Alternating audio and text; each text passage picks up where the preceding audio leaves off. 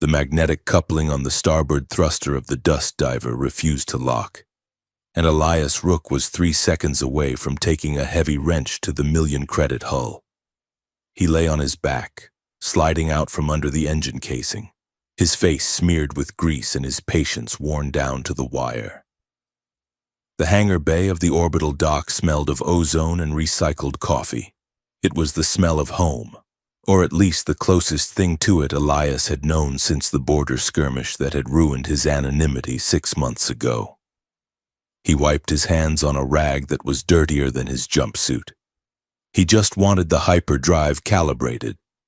He just wanted to drift out to the asteroid belt and haul silicate ore until his bank account looked less like a crater and more like a hill. A pair of polished black boots stepped into his field of vision, stopping inches from his head. Elias did not look up. He knew those boots. He knew the crisp synthetic crease of the trousers tucked into them. Alliance Diplomatic Corps. "Go away," Elias said to the ceiling. "Mr. Rook." The voice was calm, bureaucratic, and irritatingly persistent.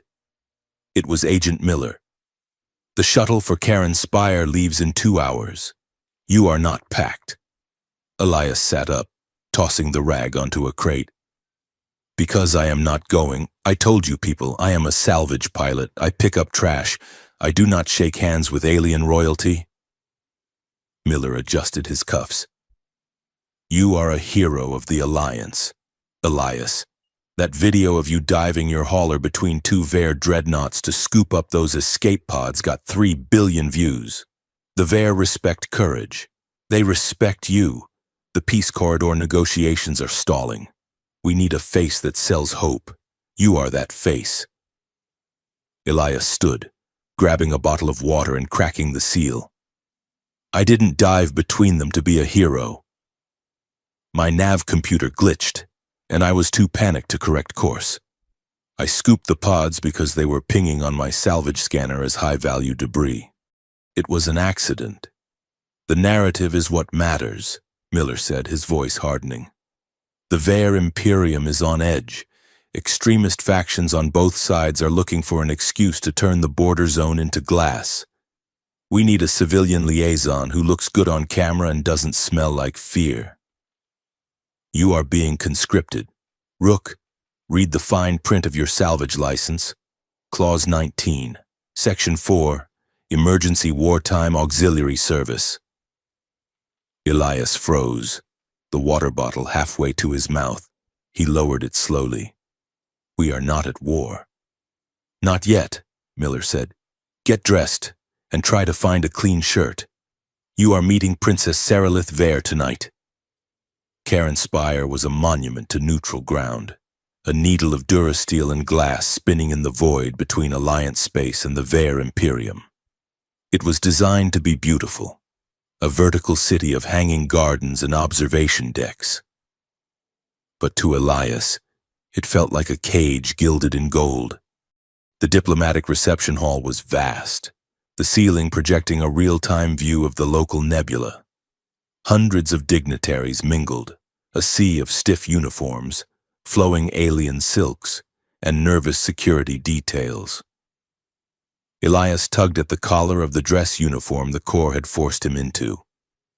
It was tight in the shoulders and itchy at the neck. He stood near a pillar, holding a flute of sparkling blue liquid he had no intention of drinking, trying to blend into the architecture. The room went silent. The air pressure seemed to drop, a collective intake of breath that signaled the arrival of something dangerous. The blast doors at the far end of the hall hissed open. Princess Saralith Vare did not walk. She cut through the space like a blade.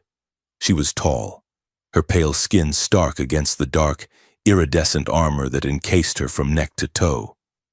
The Vare Imperium did not believe in soft royalty. Their leaders were warlords first, diplomats second. Saralith's armor was legendary, a masterwork of articulate plates that shimmered with an oil-slick sheen, shifting from midnight blue to violent violet as she moved. It was ceremonial, yet functional, etched with silver filigree that looked like circuitry. Her face was framed by a high collar of the same dark metal. Her eyes were violet, sharp, and utterly devoid of warmth. She moved with a lethal grace, flanked by 4 Vare Praetorian guards who dwarfed even the Alliance Marines. Elias watched her. He had seen the vids, of course. Everyone had. The ice blade of the Imperium. She had commanded fleet engagements at the age of 18. She was beautiful in the way a supernova was beautiful, impressive, provided you were standing very far away. Agent Miller nudged Elias in the ribs. "That is your cue. Go. Be charming." Elias stumbled forward a step, catching his balance. He took a breath, plastered on the crooked smile that had apparently won over 3 billion viewers, and intercepted the royal procession. "Your Highness," Elias said, offering a slight bow that was more salvage yard casual than court protocol. Sarilith stopped, her guards tensed, hands hovering over the energy pikes at their waists. She looked down at him, her gaze sweeping over his ill-fitting uniform, the scar above his left eyebrow, and the scuffed boots he had refused to swap out. "Elias Rook," she said. Her voice was cool, melodic, and sharp as crushed glass. "The salvage pilot. Civilian liaison, technically," Elias said. "Though I admit I am better at fixing hyperdrives than fixing diplomatic incidents." "A low bar," Sarilith noted. She did not smile. "I reviewed the footage of your rescue at the Battle of Cinder Point. Your trajectory was erratic. You flew that hauler like a drunken moth." Elias blinked. "Effective, though. I got your people out." You did," she conceded, her eyes narrowing slightly. "Which makes you either a tactical genius disguised as a fool, or a fool protected by impossible luck. I have yet to decide which." "I aim for a healthy mix of both," Elias quipped. "Keeps life interesting and keeps the expectations low." "Expectations," Sarilith said, stepping closer. The low hum of her armor's power assist was audible, a sound like a trapped hornet. "Are the weight that breaks the weak. Mr. Rook, do not joke about them in my presence. Politics is not a game of chance here. It is a calculus of survival." The friction between them was instant and palpable. Elias felt a spike of genuine anxiety. She wasn't just intimidating, she was terrifyingly intense. He used humor as a shield, she seemed to use silence as a weapon. "Understood," Elias said, dropping the smile. "No jokes, just survival." "Good," she said. She moved a step past him, then paused, leaning in slightly. The scent of cold metal and ozone drifted off her. "Try not to cause a diplomatic crisis by tripping over your own feet. Pilot."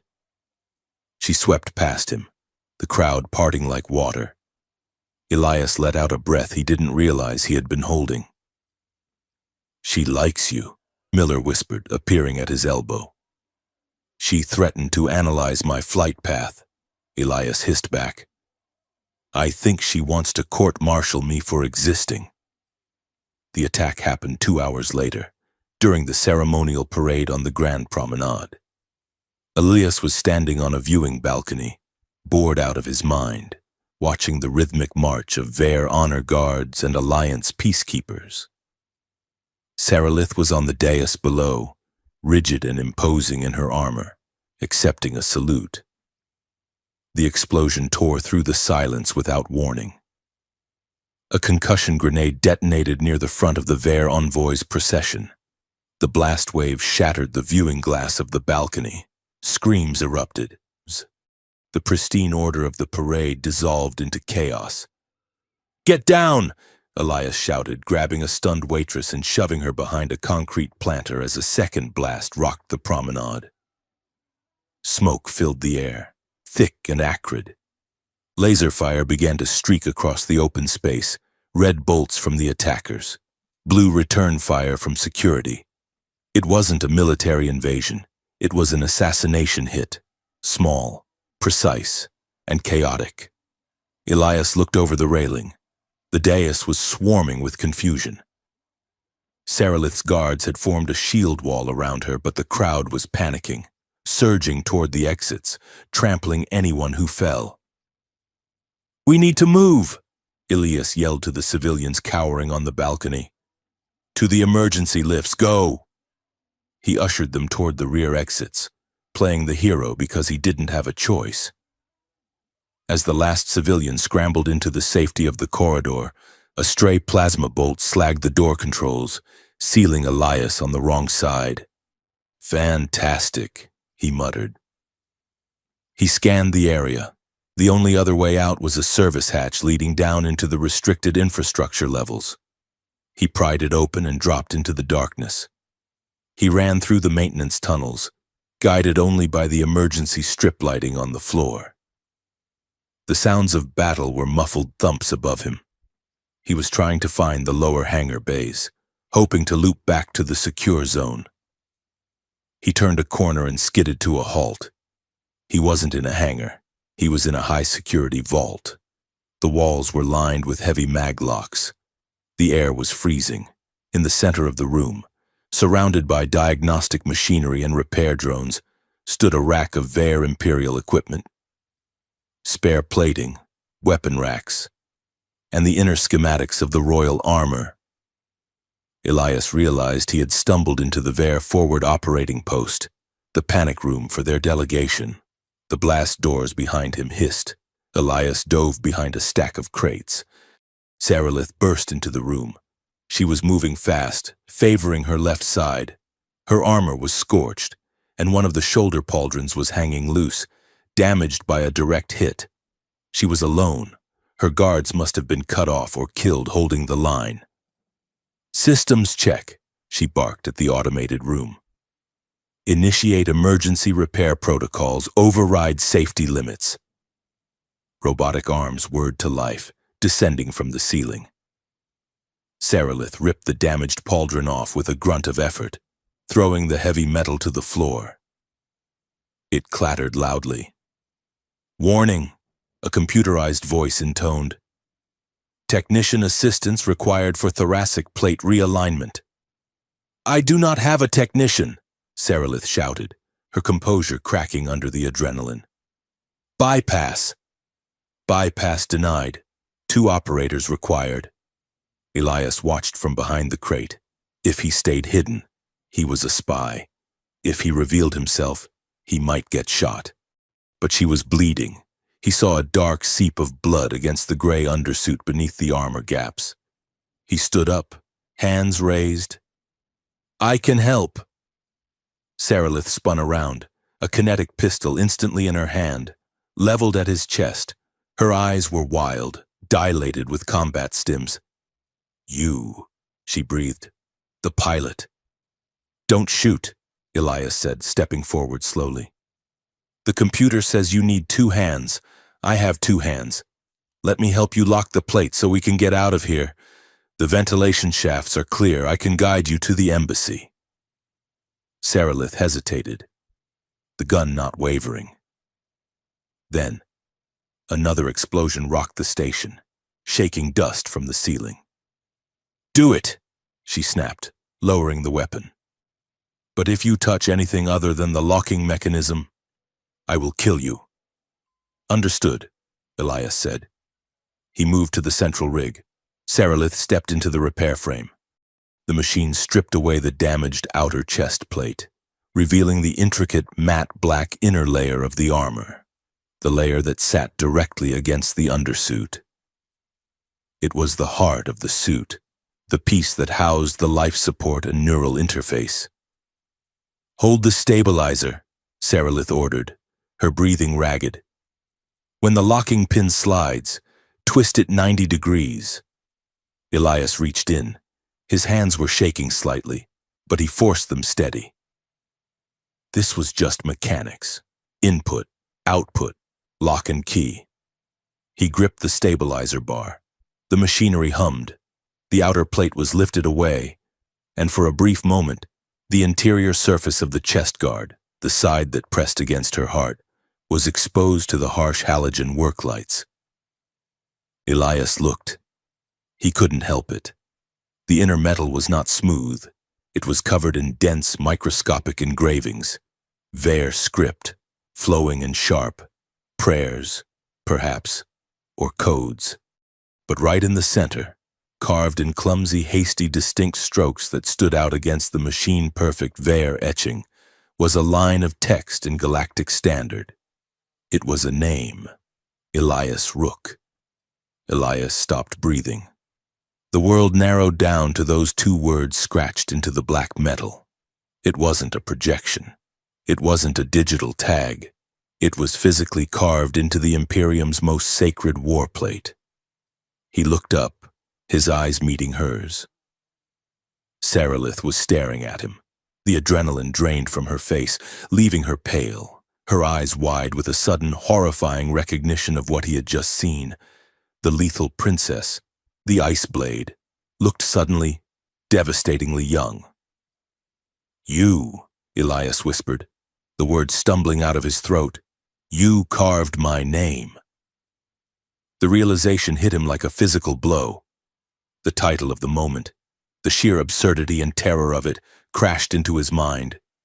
The alien princess had carved his name under her armor, and he froze as the impossible weight of it settled in.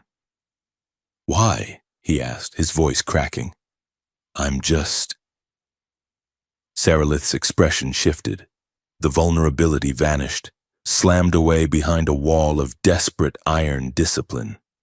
Her face hardened into a mask of pure imperial fury. "Get out!" she hissed. "Sarilith, I said get out!" she screamed, her voice echoing off the steel walls with the force of a command that could level cities. "Leave! Now!" She slammed her hand onto the emergency override. The blast doors cycled open. Elias stumbled back, his mind reeling. The image of his name burned into his retinas. He turned and ran. He ran blindly back into the maintenance tunnels, away from the vault, away from the woman who carried his name against her heart. He didn't see the security drone hovering in the corner of the ceiling, its red recording light blinking silently in the gloom. 20 minutes later, Elias was sitting in a secure Alliance holding area, his head in his hands. He was shaking. The door opened. Agent Miller walked in, looking pale. He didn't look at Elias. He looked at the wall screen. "Rook," Miller said, his voice hollow. "What did you do?" "I helped her," Elias said, his voice raspy. "I just helped her fix the armor." "Someone leaked the feed," Miller said. He tapped a button on the console. The screen flared to life. It was the footage from the vault, grainy, high contrast. It showed Elias standing intimately close to the princess. It showed the armor opened. It zoomed in, digital enhancement clarifying the interior of the chest plate. The name Elias Rook was visible to the entire galaxy. The news ticker at the bottom of the screen was scrolling in 3 languages. Scandal at Karen Spire, Imperial Princess compromised. Human pilot marked in royal armor. Miller turned to Elias. "The Vair High Command just issued a statement. They are calling it a desecration. They are saying you defiled the royal regalia." Elias looked at the screen, at the frozen image of Sarilith's terrified eyes. "And the extremists?" Elias asked quietly. "The Human First Coalition is calling you a seducer," Miller said grimly. "And the Vair traditionalists are calling for your head. The peace talks are dead, Elias. And you are the most famous man in the universe for all the wrong reasons." Elias closed his eyes. He wasn't a pilot anymore. He wasn't a liaison. He was a target. And somewhere on that station, a princess was wearing his name like a secret she had failed to keep.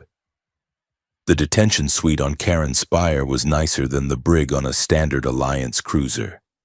But it was still a cage. The walls were faux marble panels that hummed with a dampening field. and the window was a high-resolution screen simulating a view of a peaceful earth meadow. Elias Rook sat on the edge of the bed, staring at the grass that didn't move in the wind because the loop was glitching. On the holographic emitter in the center of the room, the galaxy was screaming at him. News feeds from Earth and the Vare Imperium were cycling in a dizzying collage of outrage. He saw his own face, grainy and pixelated from the leaked vault footage, plastered next to headlines that ranged from diplomatic sabotage to the human seduction of a royal heir.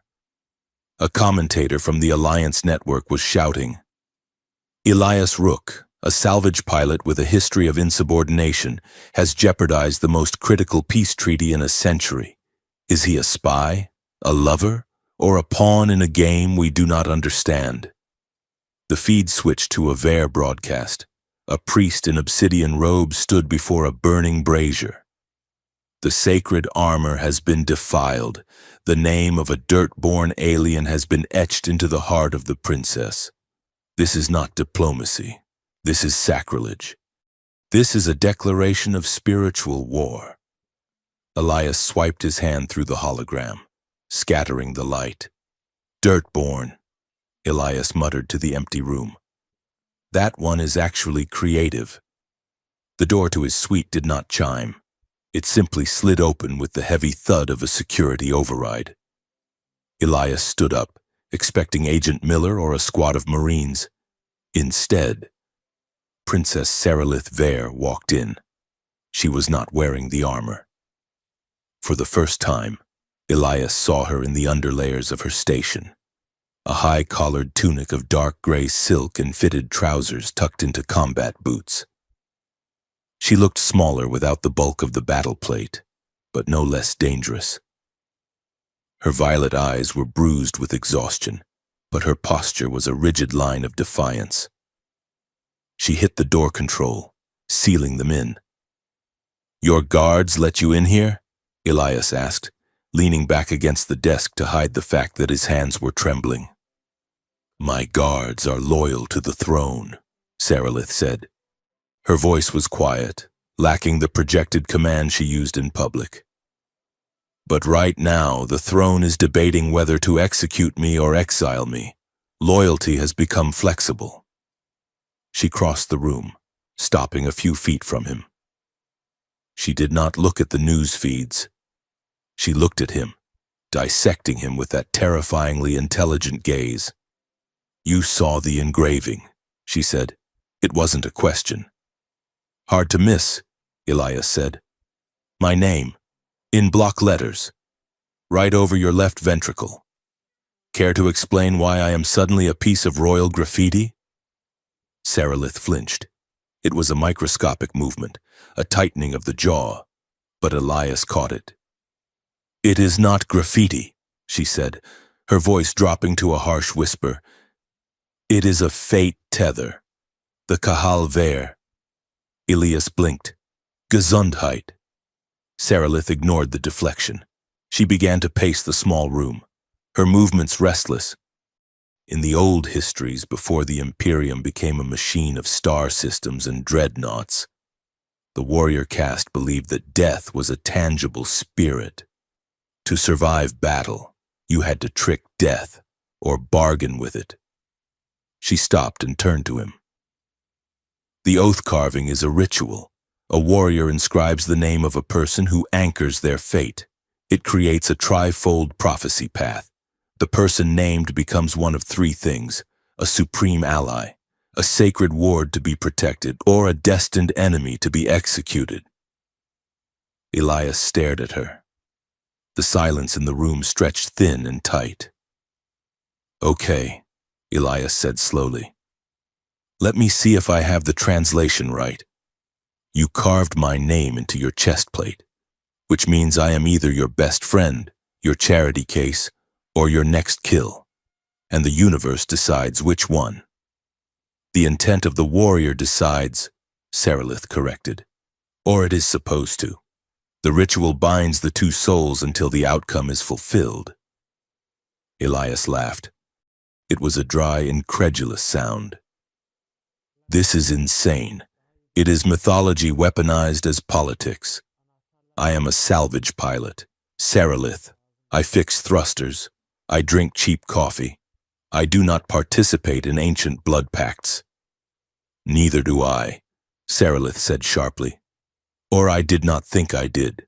The court has twisted the Kahalver for centuries. They use it to cement political marriages or justify assassinations. It is theater. Then why did you do it? Elias asked softly. Seralith looked away, staring at the glitching grass on the wall screen. I did it 6 months ago. After Cinder Point, I was in the medical bay, recovering from a hull breach. I was delirious with painkillers and regeneration stims. I kept seeing the way your ship moved, the way you dove into fire to save people who were trying to kill you. She looked back at him, her eyes fierce. The Imperium teaches that humans are selfish, that you are chaotic, cowardly creatures. You proved them wrong. In my drug haze, I carved your name as a defiance, a secret reminder that the propaganda was a lie. I never intended for it to be active. I never intended for anyone to see it. Elias felt a strange warmth spread through his chest, warring with the cold fear of the situation. So I am a symbol of teenage rebellion. I am 24, Seralith snapped, and you are currently the most dangerous object in my life. Well, Elias said, rubbing the back of his neck. I did not see royally drafted into a love triangle with death in my contract. The corner of Seralith's mouth twitched. It was the ghost of a smile, there and gone in a heartbeat. Your contract is irrelevant. Pilot, we have been summoned. Summoned where? The Hall of Truth, Seralith said grimly. Chancellor Oryx Kald is convening a public inquiry. He intends to frame this as corruption. He will claim you used psychological warfare to bewitch a royal heir. Bewitch, Elias repeated. I barely have the charm to get a discount at a noodle bar. Kald does not care about truth, Seralith said. He cares about power, and right now, you are the lever he will use to pry the crown away from my lineage. The Hall of Truth was a misnomer. It was a massive amphitheater in the heart of Karen Spire, designed to intimidate rather than illuminate. The seats were filled with thousands of spectators, diplomats, military officers, and press drones hovering like gnats. Elias stood on a raised platform in the center of the room. Seralith stood on a separate platform 10 feet away. They were isolated, spotlighted, and stripped of any defense counsel. Chancellor Oryx Kald paced between them. He was a Vair of imposing stature, his robes shimmering with digital weave, his face smooth and ageless. He moved with the predatory confidence of a shark in shallow water. We are not here to judge the princess, Kald said, his voice amplified to boom across the hall. He gestured to Seralith with a hand distinctively ringed in heavy jewels. We are here to save her, to excise the rot that has infected the purity of the Vair spirit. Kald turned to Elias. The spotlight burned Elias's eyes. This human, Kald sneered, is a scavenger, a bottom feeder who profits from the wreckage of our wars. Is it not convenient that he was present at the exact moment the princess was vulnerable? Is it not suspicious that his name was found in a ritual space reserved for the gods? I was fixing her armor. Elias spoke up, his voice echoing awkwardly without a microphone. Because your technicians were busy hiding. A ripple of murmurs went through the crowd. Kald smiled. It was a cold, terrifying expression. He admits he touched the armor. He admits he laid hands on the sacred shell. This is the insidious nature of the human alliance. They do not fight us with honor. They infiltrate, they corrupt, they turn our own traditions into mockeries. Elias looked at Seralith. She was standing at attention, her face a mask of stone, but her hands were clenched at her sides. She knew what this was. This wasn't a trial. It was a prelude to a purge. Kald raised his arms. I propose that the peace talks be suspended until a full spiritual cleansing of the royal guard is completed. I propose that this human be remanded to Ver custody for interrogation regarding his neural influence capabilities. Elias felt the blood drain from his face. Ver interrogation was notorious. People didn't come back from it. They came back as empty husks. If they came back at all. Suddenly, a data slate slid across the floor of the platform, skidding to a halt at Elias's boots. It had been thrown by a Ver officer in the front row, a woman with a scar running through her left eye. She didn't look at him. She kept her eyes forward. Elias glanced down. The slate was active. A single line of text flashed in urgent red. The extremists are on the payroll. Get down. And furthermore, Kald was shouting, building to a crescendo. We must recognize that the princess has been compromised. She is unwell. She is... The explosion blew the blast doors off the eastern wall. The sound was deafening, a physical slam of pressure that knocked Elias flat against the platform. Debris rained down, glass, metal, and dust. Screams erupted. The pristine order of the hall dissolved instantly. Through the smoke, a squad of soldiers in mismatched armor charged in. They were shouting slogans of the Human First movement, firing kinetic rifles into the air. "Free the pilot!" one of them screamed. "Death to the Ver witches!" Elias scrambled to his knees. He looked at the attackers. They were moving with professional precision, their aim too controlled, their formation too tight for a ragtag extremist cell. False flag. They weren't here to save him. They were here to kill Saralith and blame it on him. "Saralith!" Elias roared. The princess was already moving. She had vaulted off her platform, landing in a crouch. She didn't have her armor, but she was a Ver warrior. She grabbed a ceremonial staff from a stunned guard, spun it with lethal speed, and cracked it across the jaw of the nearest extremist who had rushed her. "Elias, move!" she shouted. Elias scrambled off the platform as plasma fire chewed up the floor where he had been standing. He sprinted toward her, ducking under a swing from a mercenary's rifle butt. "They are faking it!" Elias yelled over the noise of the firefight. "It is a setup.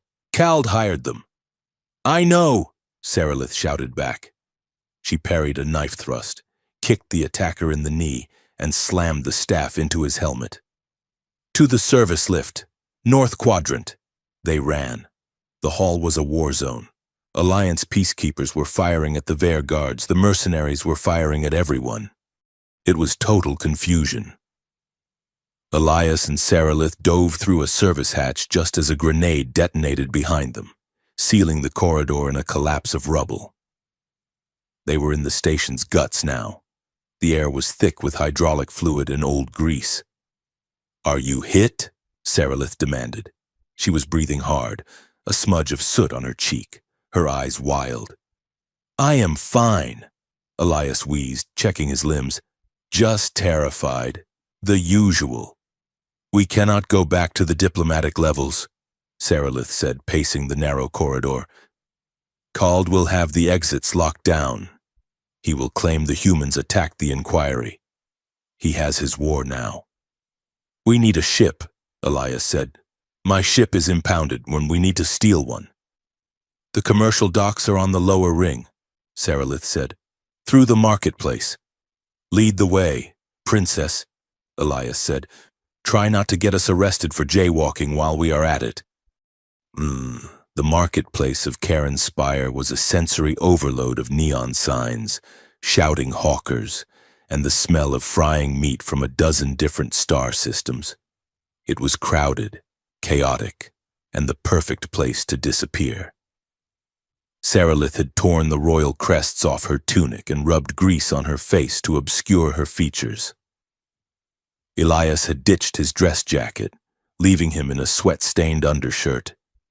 They moved through the throngs of people, keeping their heads down. You fight well for a diplomat, Elias murmured, stepping around a crate of squawking alien poultry. I was trained to kill with a spoon before I was taught to write my name, Saralith replied, her eyes scanning the crowd for security drones. The Vare court does not believe in pacifism. Remind me never to have soup with you, Elias said. Quiet, Saralith hissed. She grabbed his arm, pulling him into the shadow of a noodle stall. A patrol of Vare drones hovered past, their scanners sweeping the crowd. They were broadcasting a hologram of Elias and Saralith with the caption, "Wanted for treason and terrorism. Kill on sight." Wonderful, Elias whispered. I have always wanted to be on a billboard. I just hoped it would be for a cologne advertisement. Your cologne would smell like engine oil and regret, Saralith muttered.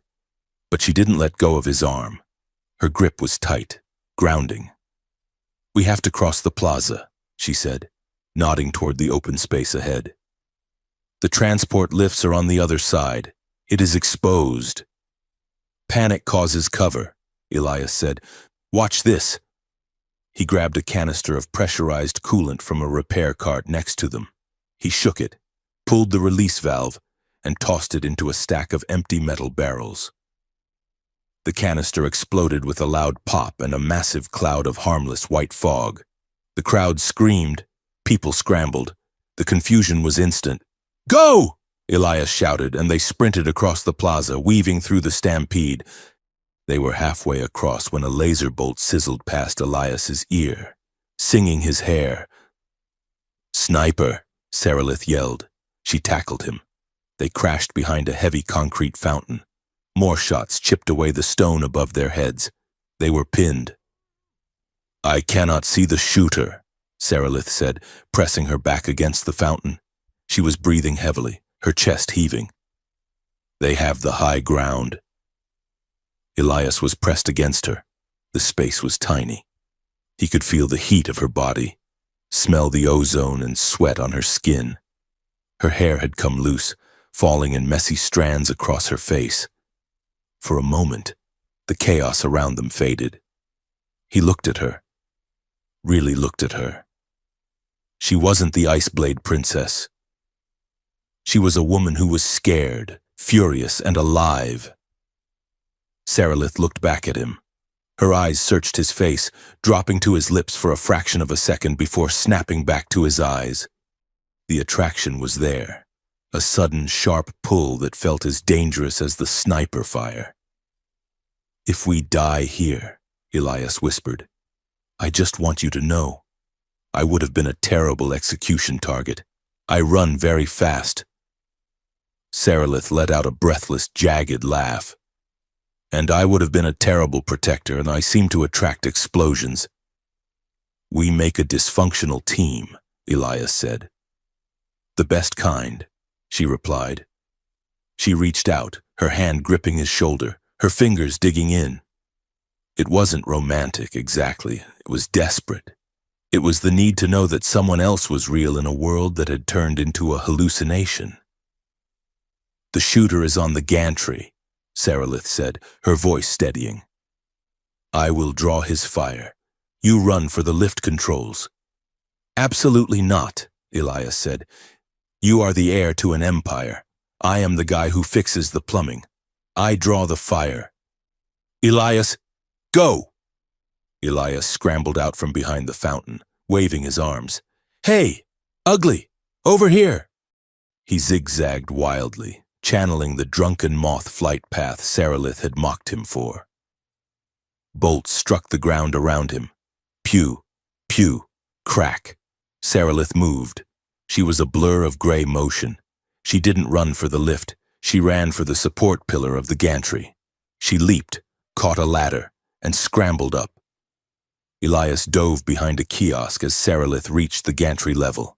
He heard a brief scuffle, a grunt of pain, and then the heavy thud of a body hitting the floor. Saralith appeared at the railing above.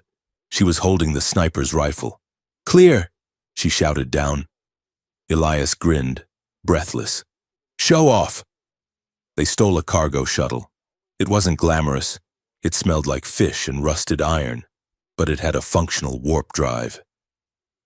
As they blasted out of the docking bay, alarms wailing behind them, Elias punched in the coordinates for the jump. "Where are we going?" Sarilith asked, strapping into the co-pilot seat. She was wiping blood from a cut on her lip. "Earth will arrest me," Elias said. "Vare will kill you. So we go to the one place where nobody asks questions." "Vespera," Sarilith said, recognizing the trajectory. "The outlaw moon." "There is a rumor," Elias said, his hands flying over the controls as he initiated the jump sequence, "that the original archives of the Rite, the ones before the political edits, are kept there. If we want to know what this fate tether actually means, we have to find the source code." "We are branded traitors," Sarilith said quietly, watching the stars stretch into lines of light. "There is no going back." "Good," Elias said, looking at her. "I never liked the view from back there anyway." The shuttle shuddered, and they vanished into the void, leaving the burning station and their old lives behind. The silence of hyperspace enveloped them, heavy with unspoken words and the terrifying electric realization that for the first time, the prophecy wasn't driving the ship. They were. The stolen cargo shuttle, which Elias had affectionately christened the Rusty Bucket, dropped out of hyperspace with the grace of a brick falling down a ventilation shaft. The hull groaned, the lights flickered, and a warning siren that sounded suspiciously like a dying cat wailed from the console. "Stabilizers are offline," Elias announced, wrestling with the yoke. "Grav dampeners are at 30%, and I think the coffee maker just exploded." Sarilith Vare sat in the co-pilot seat, her hands moving across the sensor array with a speed that blurred.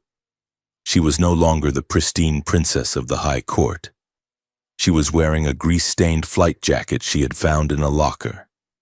Her hair was tied back in a severe, messy knot, and she looked ready to murder the universe.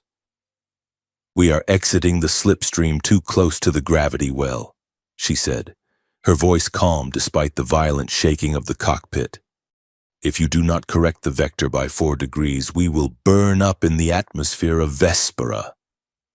"I am correcting," Elias grunted, sweat stinging his eyes. "But this ship steers like a shopping cart with a missing wheel.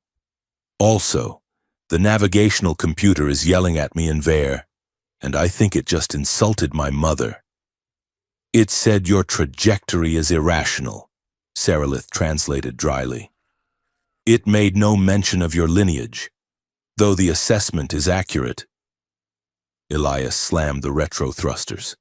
The shuttle shuddered, metal screaming against the atmospheric drag, before finally leveling out into a rough glide. The red glow of re-entry faded, replaced by the bruised purple and electric blue skyline of Vespera below them. "Welcome to the outlaw moon," Elias exhaled, releasing his death grip on the controls. "Home of the desperate, the dangerous, and apparently the only decent archive left in the sector." He looked over at her. "You okay, princess? You look a little green." "Ugh." Sarilith unbuckled her harness, her posture rigid. "Vare physiology is not designed for uncompensated gravity shifts. I am fine. However, if you bank the ship that sharply again, I will be forced to vomit on your boots." "Noted," Elias said. "Let's find a parking spot that doesn't require a bribe." Vespera was a nightmare of neon and rain. It was a moon hollowed out by centuries of illegal mining, its surface a sprawling favela of hanging structures, suspension bridges, and black market bazaars. The air tasted of chemical rain and ozone. They landed on a rusted landing pad jutting out from a canyon wall. As they walked through the crowded streets, pulling their hoods low, Elias tried to navigate the local culture. "We need supplies before we find the archivist," Elias whispered. "I am starving." They stopped at a street vendor selling skewers of something that hissed and popped on a heated stone. Elias, feeling confident in his 3 semesters of xenolinguistics from the Flight Academy, stepped forward. "Greetings, honored merchant," Elias said in broken Vair, enunciating carefully. "I would like to trade currency for your finest charred protein." The vendor, a 4-armed sentient with skin like bark, stared at him in horrified silence. The chatter in the immediate vicinity stopped. Sarilith buried her face in her hands. "What?" Elias whispered to her. "Did I mispronounce protein? You just offered to trade your firstborn child for a skewer of rat meat," Sarilith hissed into his ear. "And you used the formal conjugations for a marriage proposal." Elias blinked. "Oh." Sarilith stepped forward, radiating an aura of command even in her scavenged jacket. She spoke a sharp, guttural phrase that sounded like rocks grinding together. The vendor looked terrified, bowed low, and immediately handed them 2 skewers and a bottle of water, refusing to take any credits. "What did you say?" Elias asked as they walked away, chewing on the surprisingly decent meat. "I told him that you were a mentally deficient servant under my protection," Sarilith said, taking a bite of her own skewer with elegant precision. "And that if he did not feed you, your sorrow would curdle the milk of his ancestors." Elias stopped chewing. "Mentally deficient servant? It explains your accent," she said. A ghost of a smirk played on her lips. It was the first time he had seen her genuinely amused since the nightmare began. It made her look less like a statue and more like a person. "I hate that you are good at this," Elias muttered. "I was trained in 17 forms of diplomatic coercion," she replied. "Ordering street food is simply a lower stakes variation." The archive of Myra Quill was not a library. It was a fortress of data buried deep in the sub-levels of Vespera's sinkhole district. The entrance was hidden behind a hologram of a failing laundry service. Sarilith punched a code into a hidden panel, a sequence she remembered from her childhood lessons. The door hissed open, revealing a cavernous space filled with humming server towers, piles of physical paper scrolls, and floating data orbs. "Who disturbs my exile?" a voice echoed from the shadows. A woman stepped into the light. Myra Quill was a Vair of advanced age, her violet skin faded to a pale lavender, her eyes sharp behind magnified goggles. She wore robes made of optic fiber that changed color as she moved. "Hello, Myra," Sarilith said softly. "I brought a guest." Myra froze. She adjusted her goggles, peering at the princess. Then she looked at Elias, then back to Sarilith. "The ice blade," Myra breathed. "And the scandal. You two are the most expensive bounties in the quadrant. If I were a smarter woman, I would sell you to the Chancellor and retire to a water world. But you are not a smarter woman," Sarilith said, stepping closer. "You are the woman who taught me that history is written by the victors, but truth is kept by the exiles."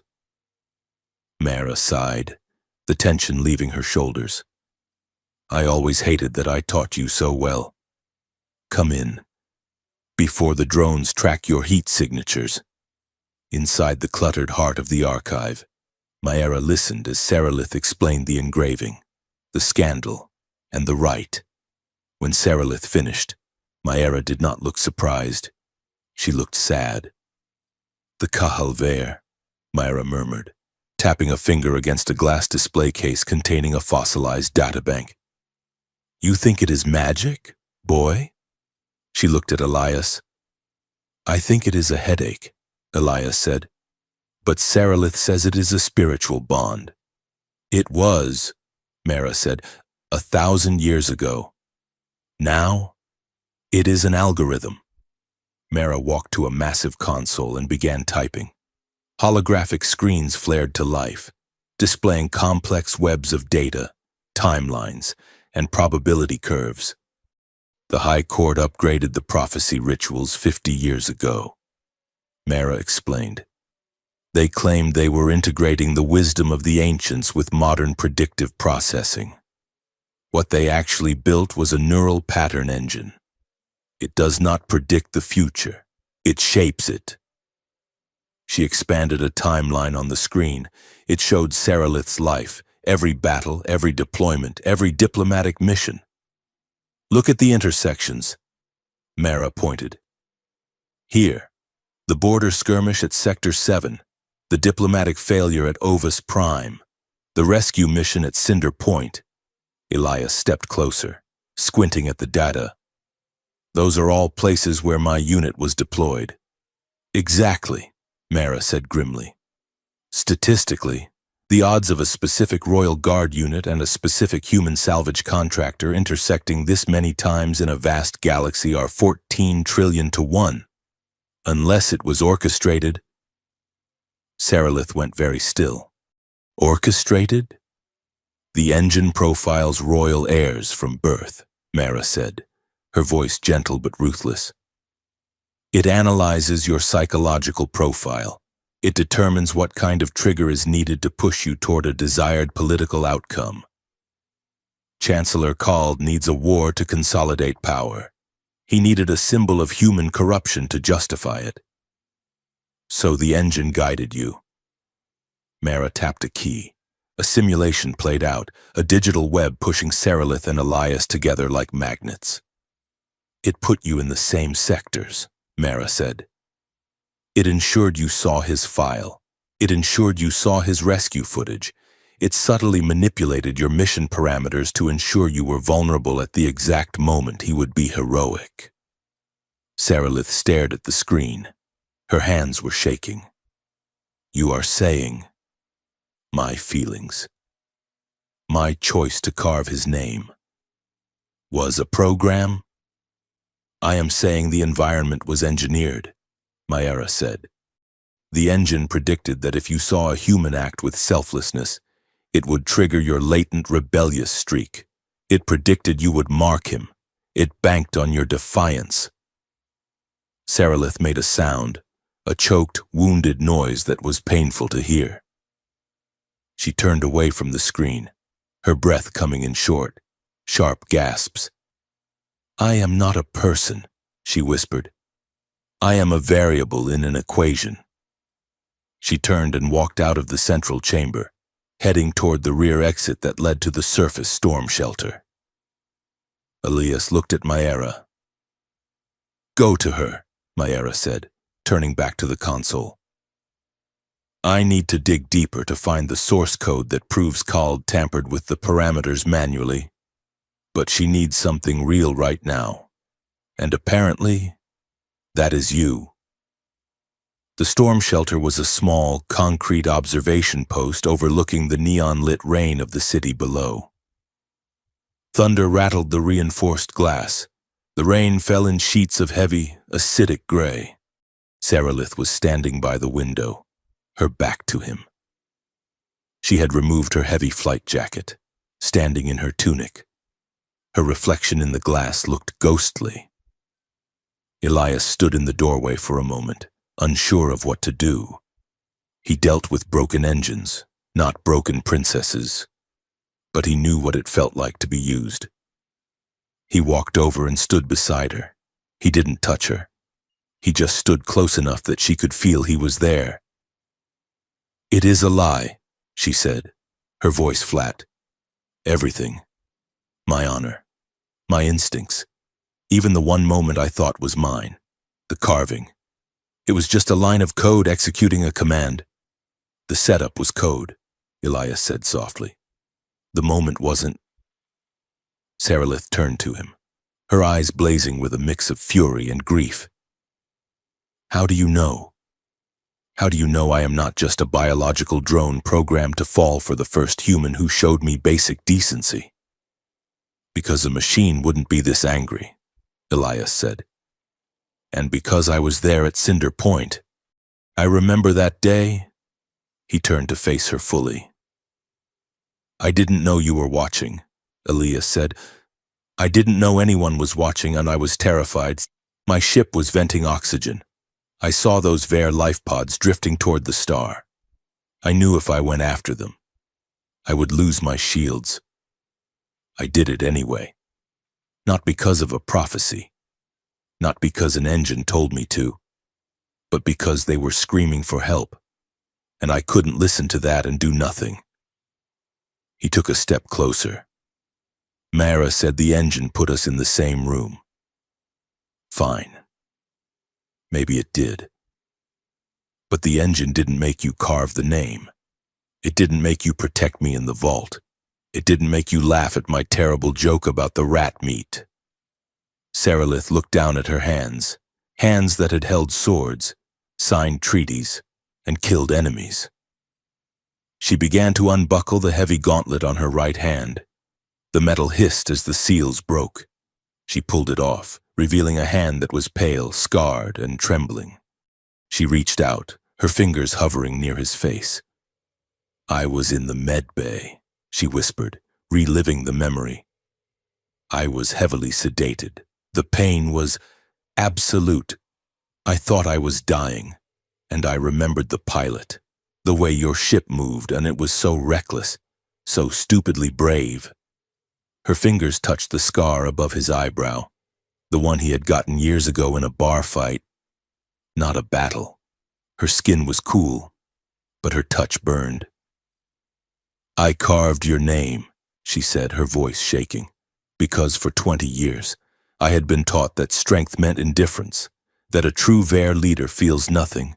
And then I saw you, a fragile human in a rusted tin can, risking everything for strangers. You terrified me, Elias. You made me realize that my entire culture was built on cowardice disguised as discipline. She looked into his eyes, searching for the truth. I wanted to bind myself to that kind of courage. I wanted to remember it. You didn't bind yourself to a hero, Elias said, his voice rough. You bound yourself to a guy who owes money to 3 different loan sharks and talks too much when he is nervous. I know, Saralith breathed.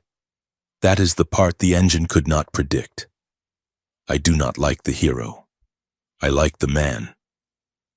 The air between them seemed to charge with static, heavier than the storm outside. It was a terrifying clarity. This wasn't politics. It wasn't magic. It was just 2 people standing on the edge of a cliff, realizing they wanted to jump. Elias reached up, catching her hand as it trembled against his cheek. He steadied her. His thumb brushed over her knuckles. This is dangerous, he said. If this is real, if we choose this, it makes us liable. It makes us weak. No, Saralith said, stepping closer, until there was no space left between them. It makes us dangerous, because they cannot control what they cannot predict. She tilted her head up. Her eyes dropped to his mouth. The defiance was gone, replaced by a raw, terrifying hunger. Elias leaned in. The world narrowed down to the sound of the rain and the scent of her, ozone and skin. The blast door of the shelter imploded. The concussion threw them apart. Elias slammed into the back wall, his vision whiting out. Saralith hit the floor, rolling instantly into a combat crouch. But she was unarmed. Through the smoke, 4 figures strode in. They weren't wearing the ragtag armor of extremists. They were wearing high-end stealth suits, their faces obscured by digital masks. Target acquired, a synthesized voice grated. Secure the asset. Liquidate the human. Elias! Saralith screamed. She lunged, not for the door, but for Elias. She grabbed him by the collar of his shirt and hauled him up just as a plasma bolt scorched the wall where his head had been. Run! She commanded. They burst out of the shelter into the rain-slicked alleyways of Vespera. The chase was a blur of neon and terror. The mercenaries were fast, using gravity-assist boots to leap across the gaps between the hanging buildings. Down here, Elias yelled, skidding around a corner into a gravity warp district, an area where the mining stabilizers were failing. The gravity fluctuated wildly. One moment they were running on pavement, the next, they were weightless, floating past second-story windows. "They are gaining!" Sarilith shouted, kicking off a floating neon sign to propel herself forward. "I have a plan," Elias yelled, grabbing a dangling power cable as gravity inverted again. "Trust me." "I always trust you," Sarilith shouted back.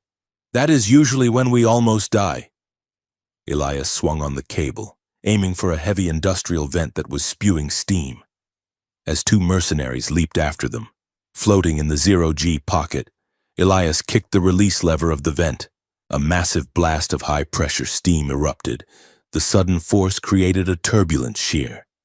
The mercenaries were blown backward, spinning out of control, slamming into the side of a building. One mercenary, however, managed to anchor himself. He raised his wrist launcher, aiming directly at Sarilith. Sarilith didn't dodge. She used the zero-G to push off the wall, diving straight at him. She collided with him in midair, tearing the launcher from his wrist. They crashed onto a rooftop as gravity slammed back to normal, 1 standard G. She pinned him down, her knee on his throat, the stolen launcher pressed against his visor. "Give me a reason," she snarled, her voice vibrating with a rage that had nothing to do with the fight and everything to do with the violation she had felt in the archive. "Give me one reason not to vaporize you." "Do it," the mercenary wheezed, his voice modulator crackling. "It doesn't matter. The Chancellor has already won." Elias scrambled up onto the roof, panting. "Don't kill him. Sarilith, we need intel." "Ugh." Sarilith pressed the barrel harder. "Talk." "The summit," the mercenary gasped. "The right summit on Astraver. It starts in 3 days. The Chancellor is going to invoke the Kahal Ver publicly." "We know that," Elias said. "He wants to prove I bewitched her."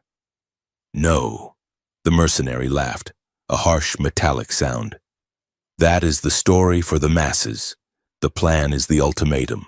If she chooses you, she is declared mentally compromised, and the regent takes the throne to cure the Imperium.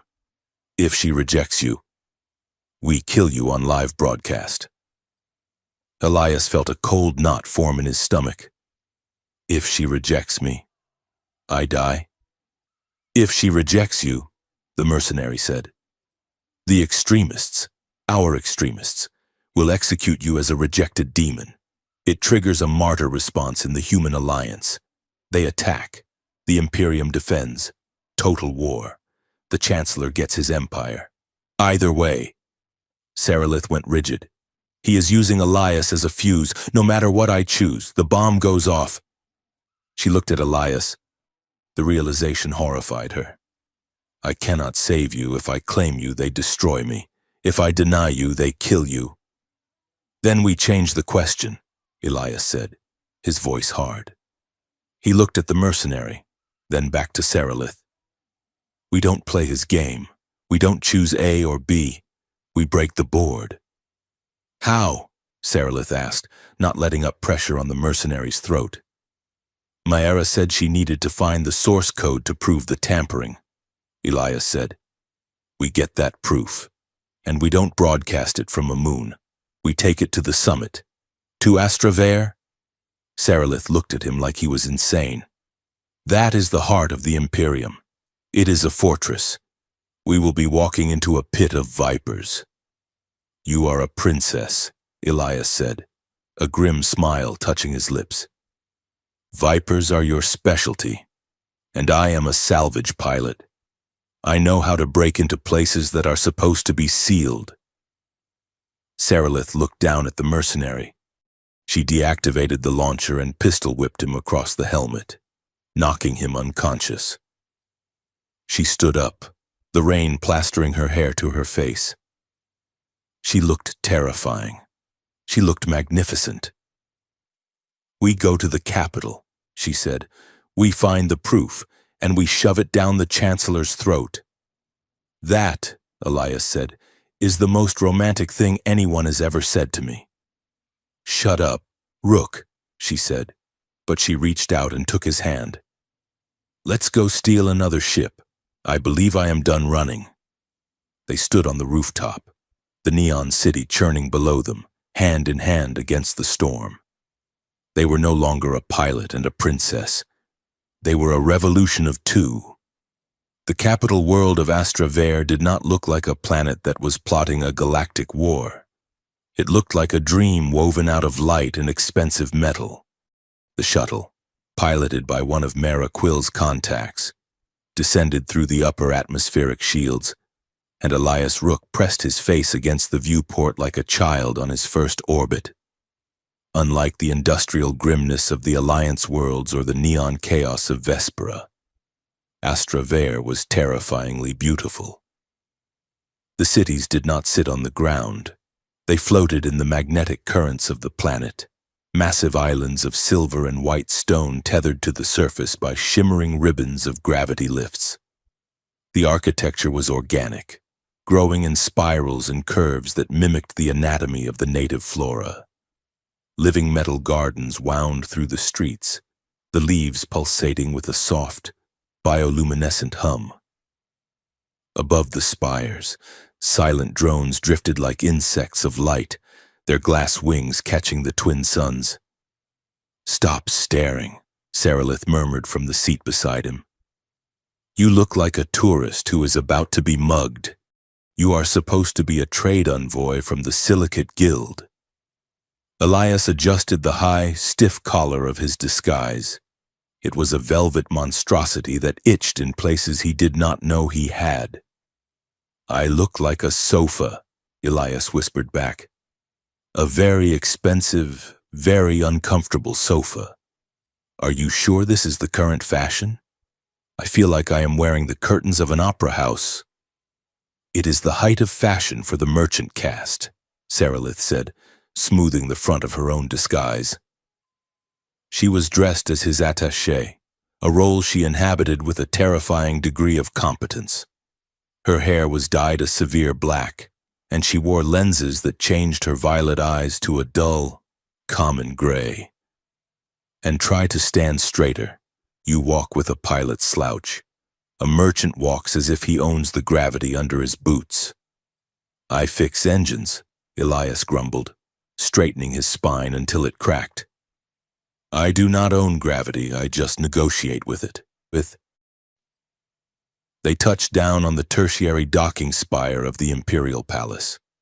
The plan was simple, which meant, in Elias's experience, it was doomed to fail spectacularly. Myera had decrypted an entry code for a trade delegation that had been delayed by an ion storm. Elias and Saralith were stepping into their slot. Their objective was the Halls of Memory, the deepest archive in the palace, where Saralith believed the original conditioning records were kept. They were met on the platform by a protocol droid that looked like a floating Fabergé egg. Greetings, the droid chirped. The Silicate Guild is late. The Grand Steward is displeased. Please follow, do not touch the walls, do not breathe too loudly. Do not look the nobles in the eye unless they initiate contact. Friendly place, Elias muttered. They were led through corridors that were wide enough to fly a frigate through. The floors were made of polished obsidian that reflected the sky above.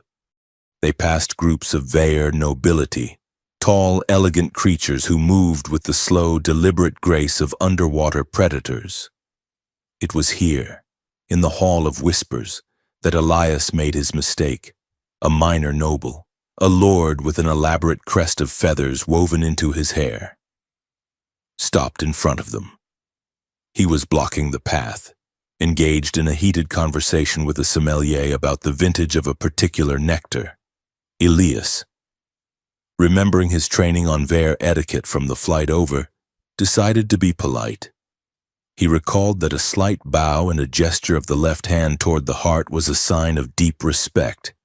He stepped forward. He bowed. He moved his left hand. However, Elias had forgotten that the hand toward the heart gesture required the palm to be open. Elias, out of nervous habit, made the gesture with a closed fist and his thumb extended. The corridor went silent. The protocol droid let out a sound like a deflating balloon. The Lord stared at Elias. His face turned a shade of violent purple. Saralith froze, her eyes widening in genuine horror. "You!" the Lord sputtered, his voice trembling. "You dare? In the sacred hall?" "I apologize," Elias said, sensing he had messed up but not knowing how. "I simply meant to honor your stature." Saralith grabbed Elias's arm with a grip that could crush steel. "We are leaving," she hissed. "He offered me his thumb," the Lord shrieked to the gathering crowd. "The barbarian merchant offered me the thumb of solitude." As Saralith dragged Elias into a lift and the doors slid shut, hiding the outraged noble, she let out a sound that started as a cough and ended as a laugh. "The thumb of solitude?" Elias asked, leaning against the wall of the lift. "Is that bad?" Saralith was laughing properly now, a bright, clear sound that seemed to startle even her. She covered her mouth, her shoulders shaking. "It is an archaic gesture," she gasped, wiping a tear from her gray-lensed eye. "It implies that the recipient is so unpleasant that they must pleasure themselves because no mate would ever touch them." Elias stared at her. "I told a lord of the Imperium to go screw himself?" "In front of his entire court," Saralith wheezed. "Oh, by the moons, the look on his face." "I am a diplomat," Elias said, horrified. "I am a terrible diplomat." "You are a legend," Saralith said, her laughter fading into a soft, warm smile. She looked at him, and for a moment, the mask of the princess and the pilot fell away. "The palace staff will be whispering about that for a century. You have made me laugh in the heart of the place that taught me not to feel. That is a victory, Elias." The lift chimed. The humor evaporated from the air. They had reached the sub-levels. The halls of memory waited. The atmosphere in the sub-levels was different. The air was colder, recycled too many times. The walls were not organic metal here. They were gray. Brutalist concrete reinforced with shielding fields. This was where the Imperium kept its ghosts. They navigated the maze of corridors using Mara's decryption key. The Silicate Guild credentials got them past the outer checkpoints, but for the inner vault, they needed Saralith's biometric markers. They stood before a massive circular door. Saralith placed her hand on the scanner. "Identity confirmed," the computer droned. "Princess Saralith Vare, clearance level Archroyal, welcome home." The door hissed open. The vault was a sphere of darkness, lit only by the blue glow of data columns rising from the floor to the ceiling. It wasn't full of books or scrolls. It was full of memories, millions of hours of neural recordings, flight data, and psychological profiles. "We need the conditioning logs," Saralith said, her voice tight. "Project Tether, subsection 4. They moved to a console in the center of the room. Saralith's fingers flew across the interface. The blue light washed over her face, making her look pale and sharp. "Here," she whispered. A holographic projection flickered to life in the air above them. It was a recording dated 15 years ago. The image showed a sterile white room. A child, Saralith, no older than 9, sat in a chair with a neural headset strapped to her temples. She looked small and terrified. 2 figures in medical coats stood behind a glass partition. One of them was a younger Chancellor Oryx Kald. Subject shows high resistance to traditional loyalty indoctrination. The recorded voice of a doctor said, "She is independent, stubborn. She questions the logic of the right. Break it down," Cald's voice replied, cold and smooth. We do not need logic. We need a trigger. What is her emotional baseline? She responds to protective instincts, the doctor said. She has a fixation on saved things, strays, broken toys. Then we weaponize that, Cald said. Calibrate the neural pattern engine. We need to find a suitable anchor, someone who represents the antithesis of the court, someone she will feel compelled to save, even against her own logic. Search the galactic census for potential variables. The hologram shifted. Streams of data cascaded through the air. Faces blurred past. Ver nobles, alliance politicians, soldiers. Then, the stream stopped. A single file rotated in the air. It was a picture of Elias. He looked younger, barely 20. It was his Alliance Navy enlistment photo. He looked green, eager, and completely unaware that his face was floating in a secret vault halfway across the galaxy. Subject 89 Alpha, the doctor's voice intoned.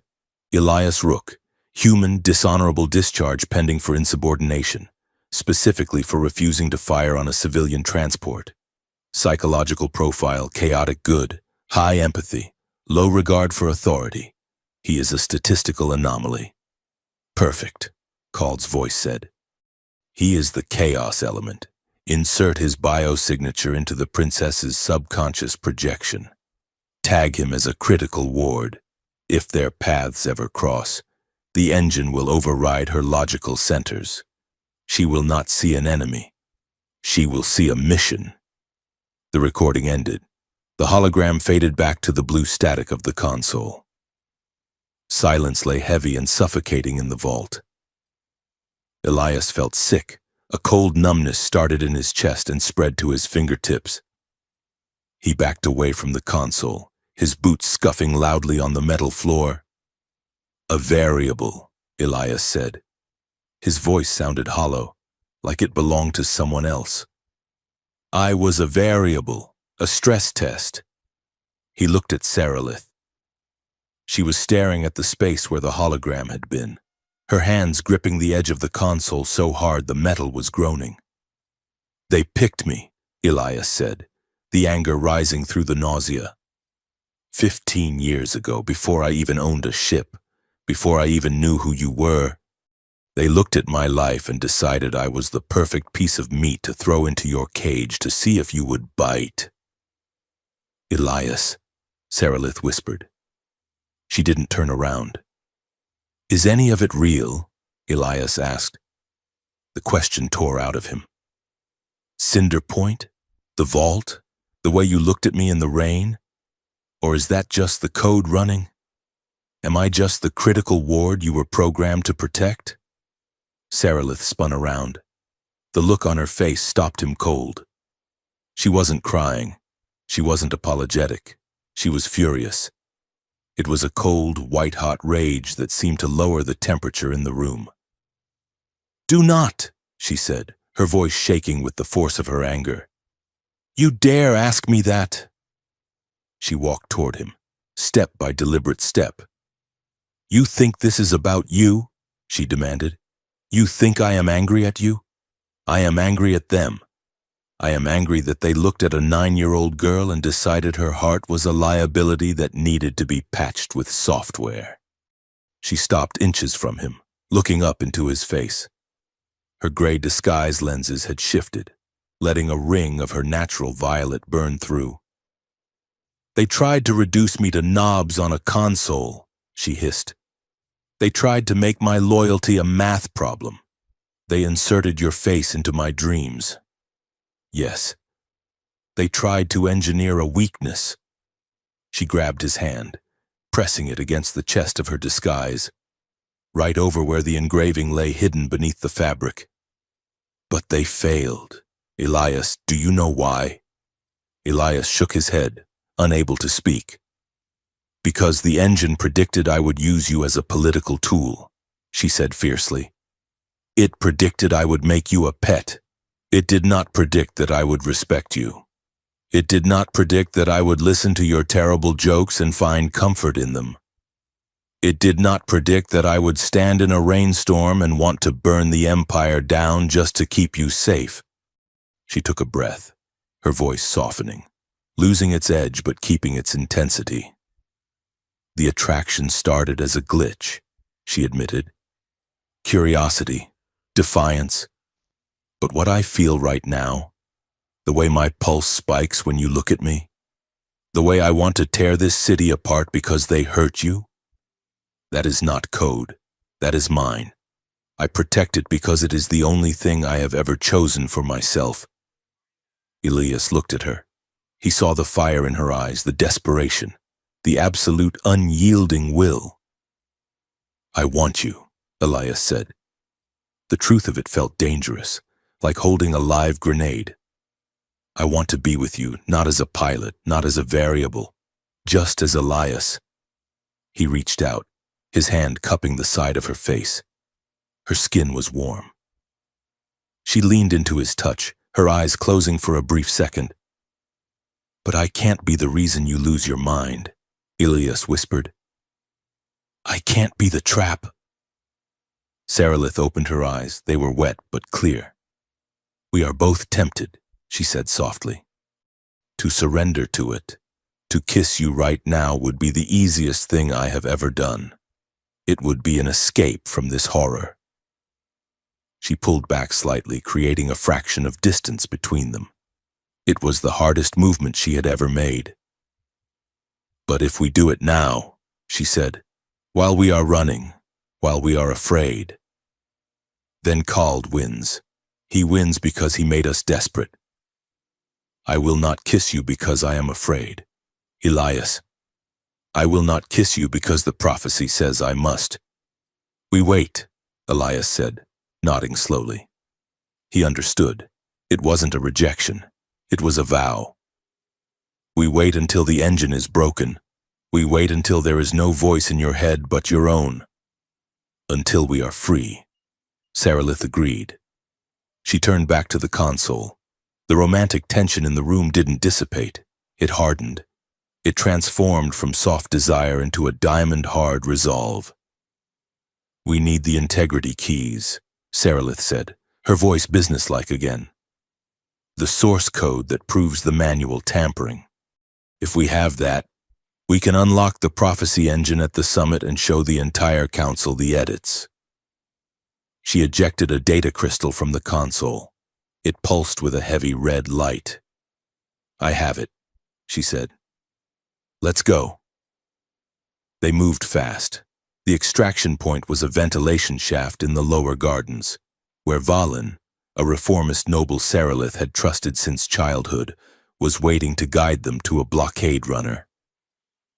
They reached the garden level. The air here was humid, smelling of night-blooming jasmine and ozone. The shadows were deep. Valen, Sarilith whispered into the darkness. A figure stepped out from behind a statue of a weeping angel. Valen was tall, wearing the dark robes of the ministry. He looked pale. I am here, Princess, Valen said. We have the keys, Sarilith said, moving toward him. Is the path clear? The path is clear, Valen said. He didn't move. He kept his hands tucked into his sleeves. But the destination has changed. Sarilith stopped. What do you mean? I am sorry, Sarilith, Valen said, his voice trembling.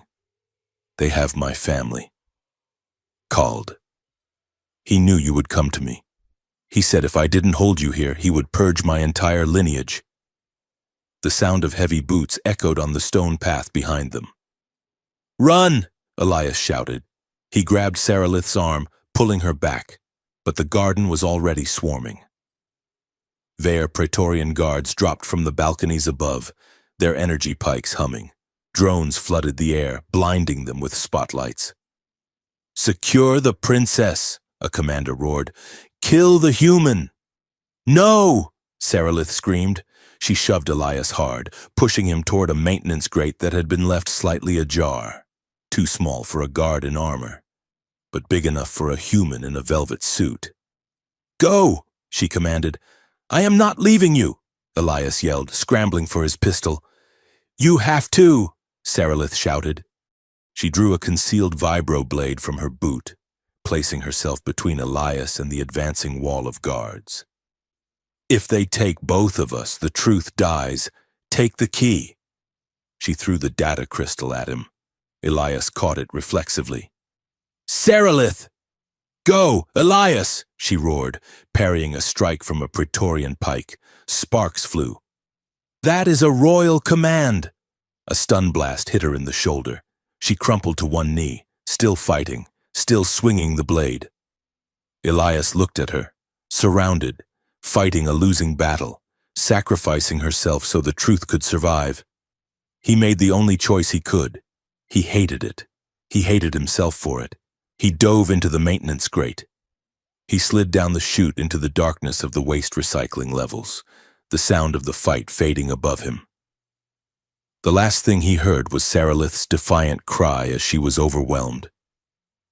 2 hours later, Elias sat in a safe house deep in the city's underbelly. Mayera Quill was pacing the small room, her optic robes dim and gray.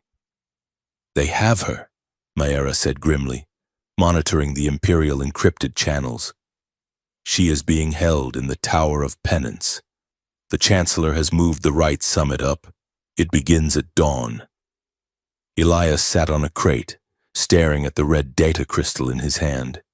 He was covered in sewage and grime. The velvet suit was ruined. He felt hollowed out. He is going to force her, Elias said quietly. He is going to drug her, drag her out to the arena, and make her choose. And because she is noble, she will reject me to save my life. And then he will have her executed or lobotomized. We have the proof, Mayera said, pointing to the crystal. But we have no way to get into the summit. The security has been tripled. The airspace is locked down. If we stay here, we can smuggle you off-world. You can survive. Elias, you can disappear. Elias looked up. His eyes were hard. The sarcasm, the fear, the reluctance, it was all gone. I am not a variable, Elias said. And I am not a victim. He stood up, clutching the crystal until his knuckles turned white. Mayera, do you still have those contacts in the Drone Maintenance Guild? A few, Mayera said cautiously. Why? And that disgraced pilot we met on Vespera, the one who flew the garbage scow? Yes, Mayera said. Elias, what are you thinking? I am thinking that I am done being a diplomat. Elias said, I am a salvage pilot. I break things for a living. He walked to the wall, where a map of the capital was projected. He pointed to the massive open-air arena where the right summit would take place. The Chancellor wants a show, Elias said, a dark, dangerous smile cutting through the dirt on his face. He wants to broadcast a ritual to the entire galaxy? Fine. Let's give him a finale he won't forget. He turned to Mayera. I am going back in, and I am going to tear that arena apart piece by piece until I get her back. The plan was, by any reasonable metric, a disaster waiting to happen. It relied on timing, luck, and the competence of 3 people Elias Rook had met less than an hour ago. The safe house basement smelled of damp concrete and burning circuits. Mayera Quill stood by the holographic projector, her face illuminated by the blue schematics of the Tower of Penance. This is suicide, Mayera said for the 4th time. It is a rescue mission, Elias corrected, checking the charge on his stolen plasma pistol. Suicide implies I do not intend to come back. I very much intend to come back. I have a date. You have a death warrant, a voice grumbled from the corner. This was Zim. Zim was a drone programmer who looked like he had been assembled from spare parts. He wore 3 pairs of goggles on his forehead and a coat that seemed to be made entirely of pockets. He was currently rewiring a Vare surveillance beetle he had pulled out of a dumpster. I am just saying, Zim continued, his fingers twitching over the exposed wires. I usually charge 5,000 credits for a firewall breach of this magnitude. I am doing this for free because my era has blackmail material on me from the time I accidentally shut down the planetary sanitation grid. But I want it noted in the official record that romance is ruining good espionage. You are compromising tactical efficiency for hormones. It is not hormones, Zim, said the woman sitting on a crate near the door. It is narrative. This was Lena Cross. She was a human journalist embedded with the peace delegation, or she had been, until the delegation was locked down. She was smoking a cigarette that smelled like cinnamon and looked bored. She held a recording stylus in one hand, tapping it rhythmically against her knee. The public loves a tragedy, Lena said, exhaling a plume of smoke. If you die, Elias, I will write a eulogy that will make the Chancellor look like a monster. If you live, I get the exclusive. Either way, I win. Just try to die in good lighting. You are all delightful, Elias said dryly. And our pilot? Passed out, Zim said, pointing to a hammock in the shadows. A Ver male was snoring loudly, one arm hanging limp over the side. This was Jax. He had once been a flight leader in the Royal Guard, until he punched a superior officer for insulting his ship. Now he flew contraband for the highest bidder. Wake him up, Elias ordered. We leave in 10 minutes. The objective was the Tower of Penance, a needle of black obsidian that rose from the center of the capital's military district. It was where the Imperium kept high-value prisoners before their public confessions. Saralith was on the 50th floor, in a holding cell designed to suppress neural activity. Elias looked at the map. He wasn't a soldier. He wasn't a spy. He was a salvage pilot. He knew how to look at wreckage and find the one piece that was still valuable. Right now, the wreckage was the Ver Imperium, and Saralith was the only thing worth saving. The approach was silent. They used a sanitation hover skiff piloted by Jax, who turned out to be a surprisingly smooth flyer when he wasn't unconscious. They drifted through the lower atmospheric lanes, hidden beneath the traffic of heavy cargo haulers. We are coming up on the ventilation output, Jax said, his voice raspy over the comms. You have 90 seconds before the thermal scrubbers kick in and melt your skin off. Comforting, Elias said. He adjusted his rebreather mask. Zim, you are up. Zim, huddled in the back of the skiff with a portable console, cracked his knuckles. Inserting loop into the perimeter sensors. I am replacing the visual feed of the ventilation shaft with a video of a very boring wall. They will see nothing but masonry for the next 10 minutes. Go, Elias said. He and Lena jumped. They landed on the narrow maintenance ledge of the tower, 50 stories up. The wind was fierce, whipping Elias's coat around his legs. Lena landed with surprising grace, securing her magnetic boots to the hull. Journalism school has changed, Elias muttered as he cut through the maglock on the hatch. I covered the water wars on Titan, Lena said, checking her camera feed. This is a vacation. Less mud. They slipped inside. The interior of the tower was a maze of dark corridors and silent containment fields. It was cold, sterile, and terrifying. Guide us, Zim, Elias whispered into his headset. Left at the junction, Zim's voice chirped. Then straight for 50 meters. Watch out for the patrol drone. It is a Mark 7, nasty temper. I am trying to confuse it by broadcasting the mating call of a toaster oven. They moved fast. Elias led the way, his pistol raised. He felt a strange clarity. For days, he had been reacting, running from explosions, stumbling through politics. Now, he was moving towards something. They reached the detention level. 2 guards stood outside a sealed blast door. Stun only, Elias whispered to Lena. I am a non-combatant, Lena whispered back, pulling a compact flashbang grenade from her jacket. But I believe in aggressive self-defense. She tossed the grenade. It skittered across the floor. Bang! A pulse of blinding light and sonic pressure filled the corridor. The guards crumpled. Elias was moving before they hit the floor. He grabbed the key card from the belt of the nearest guard and swiped the panel. The heavy door hissed open. Saralith was sitting on a bench in the center of the cell. She was wearing a white ceremonial prisoner's shift, her armor gone. She looked up, her violet eyes wide with shock. Elias? She breathed. She stood up, swaying slightly. They had drugged her, but she was fighting it. I told you, Elias said, rushing into the room and grabbing her shoulders to steady her. I am a terrible execution target. I do not stay dead. You idiot, Saralith whispered, but her hands gripped his arms with desperate strength. You came back. You absolute idiot. We are leaving, Elias said. Can you walk?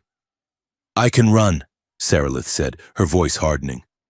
She looked at Lena, who was filming the reunion from the doorway. Who is she? Press, Lena said. Smile. Princess, you are being rescued. We have to move, Elias said. Zim, how is our exit? Bad news. Zim's voice came over the comms, high-pitched with panic. The Chancellor is smarter than I thought. He didn't just lock the doors, and he set a trap. The moment you opened that cell, a silent alarm tripped. The building is waking up. Red lights began to flash in the corridor. A siren, low and mournful, started to thrum through the floor. Jax, Elias yelled, we need extraction now. I am 3 minutes out. Jax shouted back, I have to dodge a frigate. They sprinted back toward the ventilation shaft. The tower was swarming now. Guards were pouring out of the lifts. Plasma bolts sizzled through the air, scorching the walls around them. This way, Saralith commanded. She grabbed a stun baton from a fallen guard and led the charge, moving with a fluidity that belied the drugs in her system. They reached the ledge. The wind howled. Where is the skiff? Lena shouted, clinging to the railing. There, Elias pointed. The sanitation skiff roared around the corner of the building, taking fire from 3 pursuit drones. Jax swung the vessel sideways, opening the cargo hatch. Jump! Jax screamed over the external speakers. They jumped. Elias caught Saralith in midair, shielding her body with his own as they crashed onto the metal deck of the skiff. Lena landed beside them, rolling to absorb the impact. Punch it! Elias yelled. The skiff shot upward, accelerating so hard that Elias's vision blurred. They wove through the skyscrapers of Astra Vere, losing the drones in the dense traffic of the commercial district. They were safe. They were free. And then, the sky turned into a screen. Every holographic billboard, every building facade, every public terminal in the city simultaneously flickered and changed. The face of Chancellor Oryx Kald appeared, 50 stories tall, looming over the capital. Citizens of the Imperium, the Chancellor's voice boomed, echoing off the glass towers. A tragedy has occurred. Human terrorists have infiltrated the Tower of Penance. They have abducted Princess Saralith Vere. Elias stared at the sky. He is twisting it. She has been taken to prevent the sacred rite, Kald continued, his face a mask of sorrow and resolve. The humans seek to break our spirit. They seek to steal our future. We cannot allow this.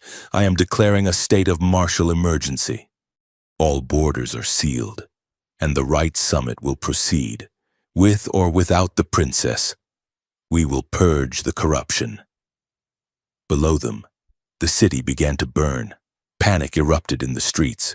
Mobs were forming, attacking human businesses. Smoke spiraled up from the lower levels. The lie was spreading faster than a virus.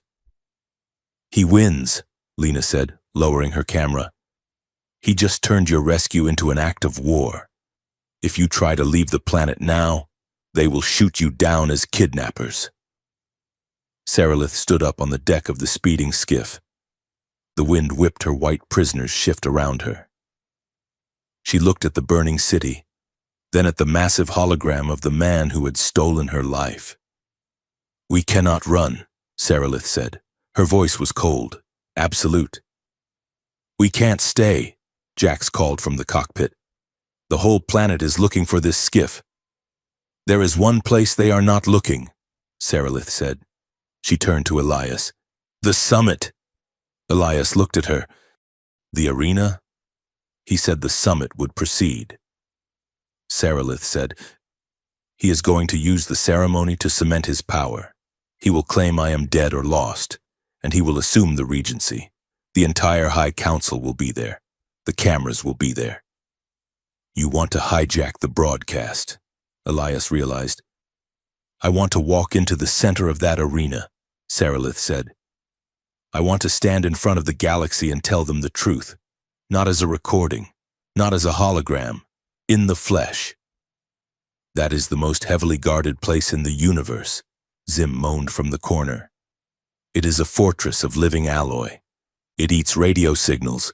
It has snipers on the roof. And it has a private entrance," Saralith said. "For the royal family. It leads directly to the preparation chambers beneath the stage." Elias looked at the team. Lena was checking her ammo. Jax was grinning. Zim was weeping softly into his coat. "We are going to the arena," Elias said. The right summit was held in the Colosseum of Echoes, a structure so vast it had its own weather system. It was built of living alloy, a metallic organism that grew and shifted, breathing with the pulse of the city. The stands were packed with 100,000 spectators. Millions more watched via neural link. The air buzzed with chanting, a low, rhythmic thrum that vibrated in the bones. Beneath the roar of the crowd, in the silent, dripping catacombs of the arena's understructure. Elias and Saralith moved alone. They had left the team at the perimeter to create a distraction. Jax was currently flying the skiff in erratic loops to draw off the air support, while Zim hacked the lighting grid to create pockets of darkness. Lena was transmitting a live feed to a secured encrypted channel, waiting for the signal to blast it wide. Elias and Saralith reached the royal preparation chamber. It was a cavernous room of white stone, lined with mirrors. In the center stood a mannequin wearing a duplicate of Saralith's armor. "This is it," Saralith said. She sounded tired. She walked to the mannequin. She didn't put on the armor.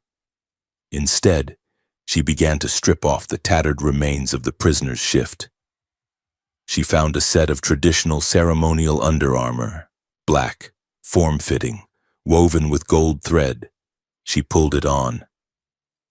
Then, she picked up the chest plate of the heavy battle armor. She held it in her hands, looking at the inside surface. "Elias," she said. He walked over to her. The room was quiet, insulated from the chaos above by thick walls of living metal. She turned the chest plate so he could see the engraving again. Elias Rook. The letters were jagged, raw. "You asked me if this was real," Saralith said softly. "You asked if you were just a variable." "I know the answer," Elias said. "You told me in the vault." "I told you I was angry," Saralith corrected. "I did not tell you the whole truth." She placed the armor piece on the table and turned to face him. She reached out, her hands resting on his chest, right over his heart. "I knew they monitored me," she said. "Since I was a child, I knew they read my journals. I knew they analyzed my voice patterns. The only place I had privacy was inside my own mind. And even that, they tried to invade with their conditioning." She looked up at him, her eyes fierce and clear. "But the armor?"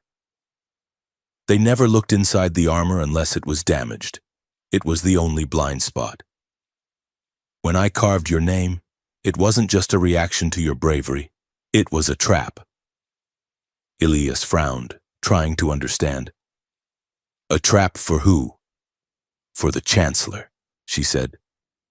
I knew that one day they would try to force me to kill someone I loved, or marry someone I hated. I knew they would try to use the right to control me.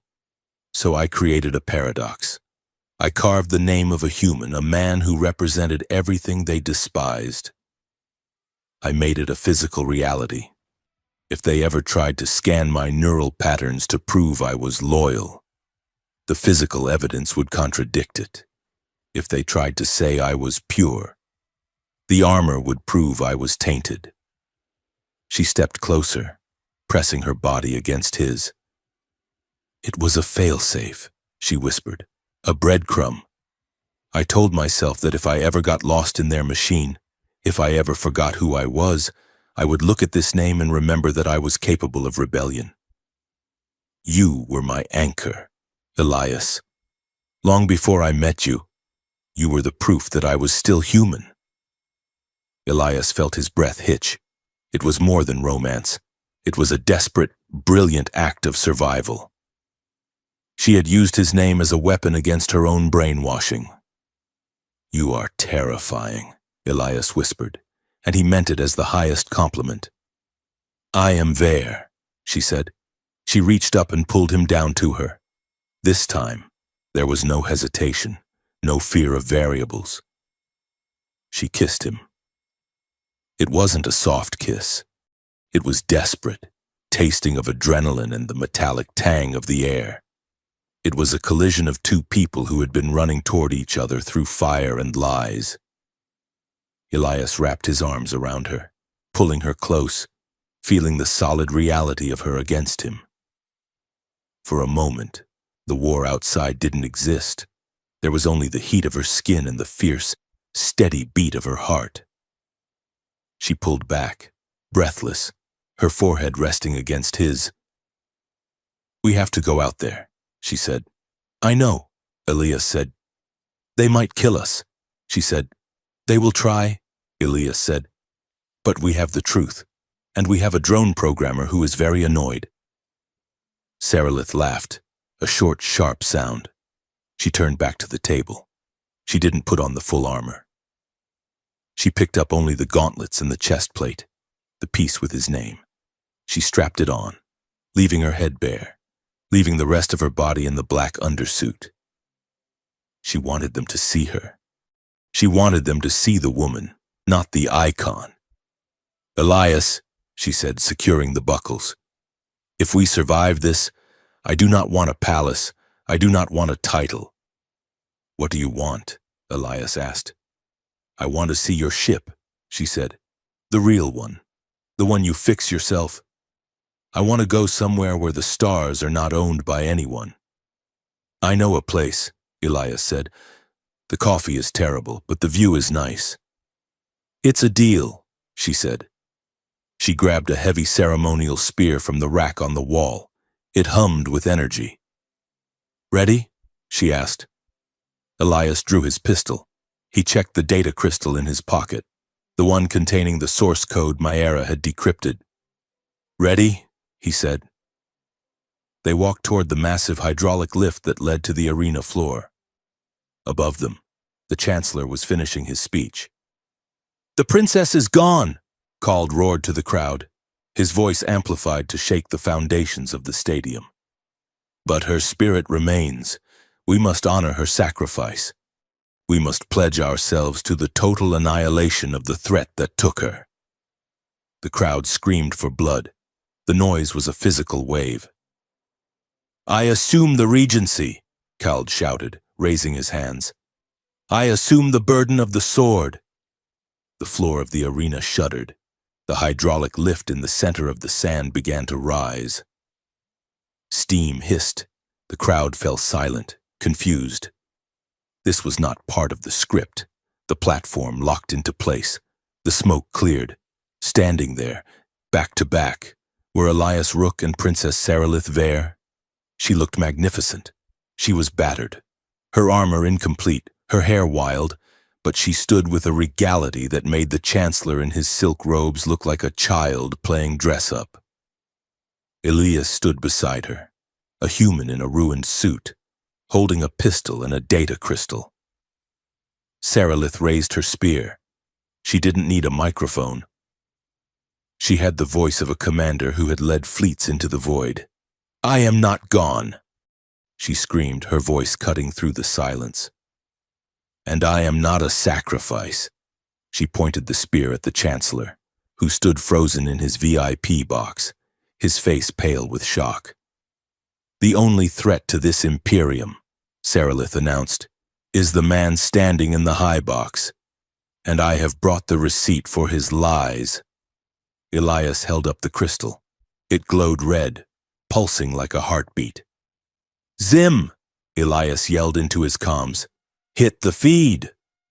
High above, in the control booth he had infiltrated 10 minutes ago, the drone programmer slammed his hand onto the broadcast override key. The giant holographic screens that showed the Chancellor's face flickered. Static roared, and then the screens changed. They didn't show the Chancellor. They showed the inside of the memory vault. They showed the code. They showed the recording of Kald ordering the conditioning of a 9-year-old girl. The crowd gasped. 100,000 people drew a single breath. Sarilith looked at Elias. He looked at her. "Burn it down," Elias said. They stepped forward, off the platform, and walked into the center of the arena, ready to end the war before it could begin. The Colosseum of Echoes was not just a building, it was a living lung of the city, breathing in the roar of 100,000 citizens and exhaling a terrifying rhythmic chant that vibrated in the marrow of Elias Rook's bones. The floor of the arena was a vast expanse of white sand, surrounded by walls of living alloy that shifted color with the mood of the crowd, currently a deep, bruising purple. High above, the holographic projection of Chancellor Oryx Kald loomed like a deity, his face composed of millions of pixels of light, dwarfing the two figures standing in the center of the pit. Elias stood back to back with Sarilith. He could feel the heat radiating from her armor. She was trembling, not from fear, but from the kind of lethal tension that precedes a warp jump. "Do not let them see you flinch," Sarilith murmured, her voice low and steady. "To them, we are prey. We must look like predators." "I am a salvage pilot," Elias whispered back, gripping his pistol. "I look like a snack." "Then be a poisonous one," she said. The chanting stopped abruptly as the Chancellor raised a hand. The silence that followed was heavier than the noise. "Princess Sarilith," Kald's voice boomed, echoing from every surface. "You have returned. You claim to have escaped a human trap. If this is true, then prove your purity. The right is upon us. The galaxy watches." A massive holographic interface descended into the arena, hovering just above the sand. It displayed the 3 ancient runes of the Kahal Ver: alliance, protection, execution. "Complete the oath," Kald commanded. "The name under your armor is a tether. If this human is a demon who bewitched you, as the evidence suggests, then the prophecy demands his blood. Choose execution, strike him down, and reclaim your throne." Elias looked up at the floating runes. It was a perfect setup. If she killed him, she regained her power but lost her soul, and the Chancellor kept his puppet. If she refused, the snipers positioned on the rim would turn Elias into a cloud of red mist. Sarilith stepped forward. She did not look at the runes. She looked up at the Chancellor's projection. "There is no prophecy," she said. Her voice was unamplified, yet it carried across the silent sand with the clarity of a bell. "There is only a script, and I am done reading lines written by a ghost in a machine." "Blasphemy," a voice cried out from the noble boxes. "She is corrupted." She is awake, Sarilith retorted, raising her spear. And so are you, if you have the courage to look. She nodded to Elias. Now. Elias activated his comms link. Zim, Lena, light it up. High in the control booth, the drone programmer bypassed the final firewall. The massive screen surrounding the arena, which had been displaying the Chancellor's benevolent face, glitched violently. Static tore through the image. A harsh, electronic screech made the crowd cover their ears. Then, the image resolved. It was not the Chancellor. It was the blue-lit interior of the memory vault. The audio played, deafeningly loud. We do not need logic. We need a trigger. The voice of the younger Chancellor called echoed through the stadium. Subject 89 Alpha, Elias Rook. Insert his biosignature into the princess's subconscious projection. She will not see an enemy. She will see a mission. The crowd gasped. It was a sound like the ocean receding before a tsunami. The image on the screen shifted to a stream of code, complex, undeniable VAR programming language. It showed the timestamps, the manual edits, the emotional dampening parameters hard-coded into the royal lineage. This is the prophecy engine, Elias shouted, his voice amplified by the hacked system. It is not a god, it is a spreadsheet. Your Chancellor didn't trust fate. He trusted a simulation designed to keep you afraid and keep him in power. In the VIP box, the real Oryx Khald stood up, his face draining of color. He slammed his fist onto the railing. Cut the feed, he screamed at his guards. Kill them all. You cannot kill the truth, Sarilith shouted. She ripped the gauntlet from her left hand and held it up. He tried to program me to love a scapegoat so he could start a war. He tried to engineer my heart. But he failed, because I do not choose Elias Rook because of a code. I choose him because he is the only man in this empire brave enough to stand unarmed against a tyrant. The noble blocks in the stands were fracturing. Lords were shouting at each other. The war priests were looking at their data slates, seeing the undeniable proof of the engine's corruption. Khald saw his control slipping. He made the only move a desperate dictator had left. The reformists have seized the control room, Khald bellowed, his voice shaking with manufactured rage. They are broadcasting lies. Praetorian Guard, execute the traitors, defend the Imperium. The blast doors at the north end of the arena groaned open. A phalanx of 50 loyalists marched out. These were not ceremonial guards. These were heavy shock troopers, clad in crimson armor, wielding riot shields and kinetic repeaters. At the same moment, a shot rang out from the upper tiers. A moderate counselor, Lord Vane, who had started to rise to ask a question, crumpled to the floor of his box. "Assassins!" Khald screamed. "The humans are killing the council!" Chaos exploded. The arena floor became a kill zone. The crimson shock troopers opened fire on Elias and Sarilith. "Move!" Sarilith tackled Elias, rolling him behind a pillar of living stone just as the spot where he had been standing disintegrated under plasma fire. "This is going poorly," Elias yelled, checking his pistol. "I thought the truth was supposed to set us free, not get us shot at."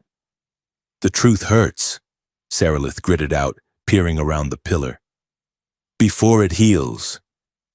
Above them, the air filled with the buzz of combat drones. But these weren't just the Chancellor's drones.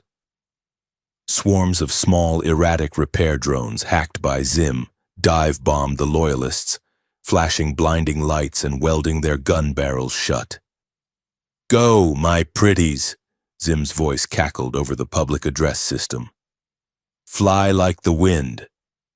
Elias saw a group of civilians in the front row, spectators who had been too slow to evacuate, pinned down by the crossfire.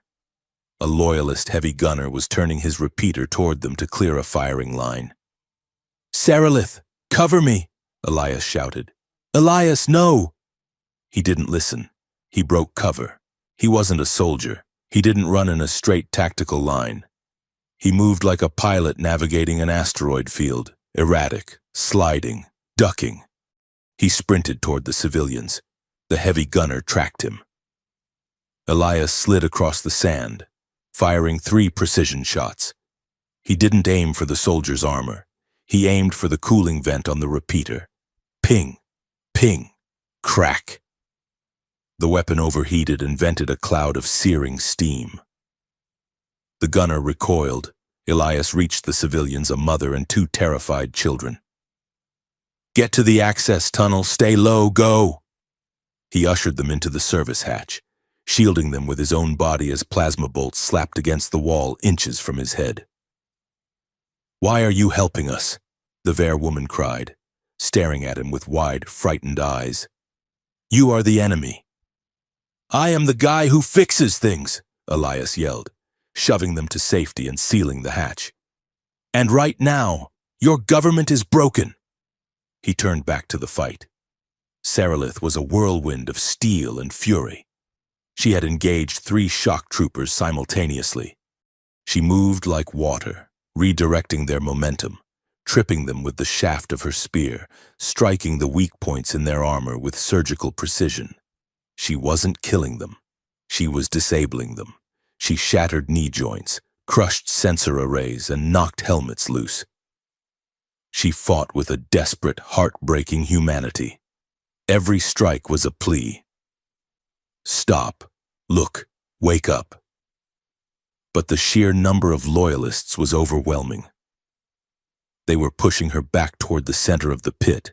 Kald was screaming from his box, ordering the deployment of a heavy mech walker. The ground shook as the massive machine stepped into the arena, its targeting lasers locking onto Saralith. "End her!" Kald commanded. The mech raised its cannon. "Hold!" The voice was not amplified, but it was loud enough to crack the air. A figure leaped from the High Priest's box, dropping 30 feet to the sand with a heavy thud. It was High War Priest Terran, the oldest and most feared spiritual leader of the Ver. He was clad in ancient iron robes, wielding a hammer that looked heavy enough to crush a tank. He stood between Saralith and the mech. "The right is invalid," Terran declared, his voice shaking with rage. He pointed his hammer at the Chancellor. "We serve the prophecy because it is the will of the cosmos. But you have fed us poison. You have made the gods into a puppet show." The mech pilot hesitated. "Fire!" Kald screamed. "I am the regent. I command you to fire." "You are nothing," Terran roared. "The engine is corrupted. The lineage is manipulated. There is no authority here but honor." Terran slammed his hammer into the ground. The impact sent a shockwave through the sand. "Loyal guard!" Terran bellowed. "Stand down! Do you serve a liar, or do you serve the Ver?" The silence that followed was absolute. The pilot of the mech lowered the cannon. The cockpit hissed open. The pilot stood up and removed his helmet, dropping it to the sand. One by one, the Crimson shock troopers lowered their weapons. They looked at the screens, still looping the footage of the conditioned child. They looked at Saralith, battered and breathing hard, standing beside a human who had just risked his life to save their families. Tradition didn't break. It snapped. Kald froze. He looked around the stadium. The nobles were turning their backs on him. The guards were staring at him with predatory intent. "I did what was necessary," Kald shouted, his voice cracking, stripping away the veneer of the statesman to reveal the terrified narcissist beneath. "I made us strong. I gave us order." "You gave us chains," Saralith said. She walked across the sand, limping slightly. She stopped beneath his box. She didn't shout. She didn't rage. She looked up at him with profound pity. "It is over, Oryx," she said. Kald pulled a pistol from his robes. He aimed it not at her, but at himself, a final act of cowardice to escape judgment. But before he could pull the trigger, the doors to his box were kicked open. Jax and a squad of reformist soldiers stormed in. Jax tackled the Chancellor, wrestling the weapon away. "Oh no, you don't," Jax grunted, pinning Cal to the floor. "You don't get the easy way out. You have a lot of paperwork to fill out, starting with my pardon." The image on the giant screens changed one last time. It showed Cald being hauled away in binders, his face pressed against the glass of the VIP box. The stadium erupted. It wasn't a cheer of victory. It was a roar of relief, a release of tension that had held the planet in a chokehold for a generation. Elias walked over to Saralith. She was leaning on her spear, her head bowed. She looked exhausted. He didn't say anything. He just stood beside her. She looked up at him. Her face was smeared with soot and sweat. "We burned it down," she whispered. "We did," Elias said, "and now comes the hard part." "What is that?" "Cleaning up the ash." The aftermath was slow, messy, and bureaucratic. Everything a revolution usually isn't in the storybooks. An interim council was formed within 12 hours, led by war priest Terran and a coalition of moderate nobles. A temporary ceasefire was signed with the Earth Alliance, who, after reviewing the data Mayera broadcasted, issued a statement acknowledging that the hostilities had been manufactured by a rogue political element. The galaxy didn't change overnight. There was mistrust. There were riots in the outer colonies. But the war machine had stalled. 3 days later, the Colosseum was empty. Elias found Saralith in the prep chamber beneath the arena. It was quiet now, the mirrors reflecting only dust and shadows. She was standing by the table, looking at the armor pieces that lay scattered there. She had cleaned the soot from her face, but she wore simple clothes, a pilot's jumpsuit she had borrowed from Jax. "Hey," Elias said softly from the doorway. Saralith turned. She looked different, lighter. The weight of the crown, the prophecy, the expectations, it was gone. "You are leaving," she said. It wasn't a question. "My ship is patched," Elias said. "Jax helped me fix the thrusters. He says he used a wrench, but I think he just kicked it until it worked. And the Alliance? They want to give me a medal." Elias grimaced. "And a press tour. I told them I have a contagious rash and need to be quarantined in deep space for the next 40 years. Saralith smiled. It was a genuine smile, soft and unguarded. She picked up the chest plate of her armor. The name Elias Rook was still there, scratched into the black metal. "I need to show you something," she said. She activated a laser-etching tool on the table. The beam hummed to life, a thin needle of blue light. "You are removing it?" Elias asked, feeling a strange pang in his chest. "The rite is finished," Saralith said. "The prophecy is broken. I do not need a fate tether anymore. I do not need a reminder to be human. I have found my own humanity." She brought the laser down, with steady, deliberate strokes. She crossed out the name Elias Rook. She didn't erase it. She struck it through, leaving it visible but negated, a scar of history. Below it, she carved a new line, 2 words. "I choose." She turned off the tool and looked at him. "Culture," she said softly, echoing thoughts they had shared in the silence of the last few days. "Can be sacred without being a weapon. I can be Vare without being a killer, and I can want you without being told to." She walked over to him, closing the distance. "I am stepping down from the succession," she said. "Terran will lead the council. I have asked for a leave of absence, indefinite." Elias felt his heart hammer against his ribs. "To do what?" "To explore," she said. "To find out who Saralith is when she isn't a princess. But space is very large, Elias, and I am told the navigation lanes are treacherous for a solo pilot." She looked up at him, her eyes searching his face with a disarming softness. "I am asking you," she whispered. "Without prophecy, without empire, without spectacle, will you take me with you?" Elias looked at her. He saw the woman who had carved his name to save her soul. He saw the warrior who had fought for him in the arena. He saw the person who laughed at his terrible jokes. He realized then that he hadn't been a hero. He hadn't been a pawn. He had been a man learning that love wasn't a lightning bolt from the gods. It was this. It was standing in a quiet room, looking at another person, and deciding that the unknown was less terrifying if you faced it together. "I have a rule on my ship," Elias said, his voice thick with emotion. "Oh?" Sarilith raised an eyebrow. "And what is that?" "No royal commands," Elias said. "And you have to learn how to make the coffee." Sarilith laughed, and she leaned her forehead against his. "I accept your terms, Captain." They left at dawn. The spaceport was busy with relief ships and diplomatic shuttles. No one noticed the battered salvage hauler drifting out of the docking queue. It was just another ship in a galaxy full of them.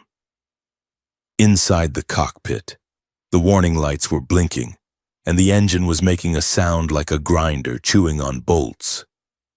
"That sounds fatal," Sarilith noted, strapping into the co-pilot seat. She looked comfortable there. "Right. It adds character," Elias said, punching the ignition sequence. "Ready for the jump?" "Where are we going?" "No idea," Elias said. "Second star to the right? Or maybe we just head toward the nebula and see what we find." "I like that plan," Sarilith said. She reached across the console and took his hand.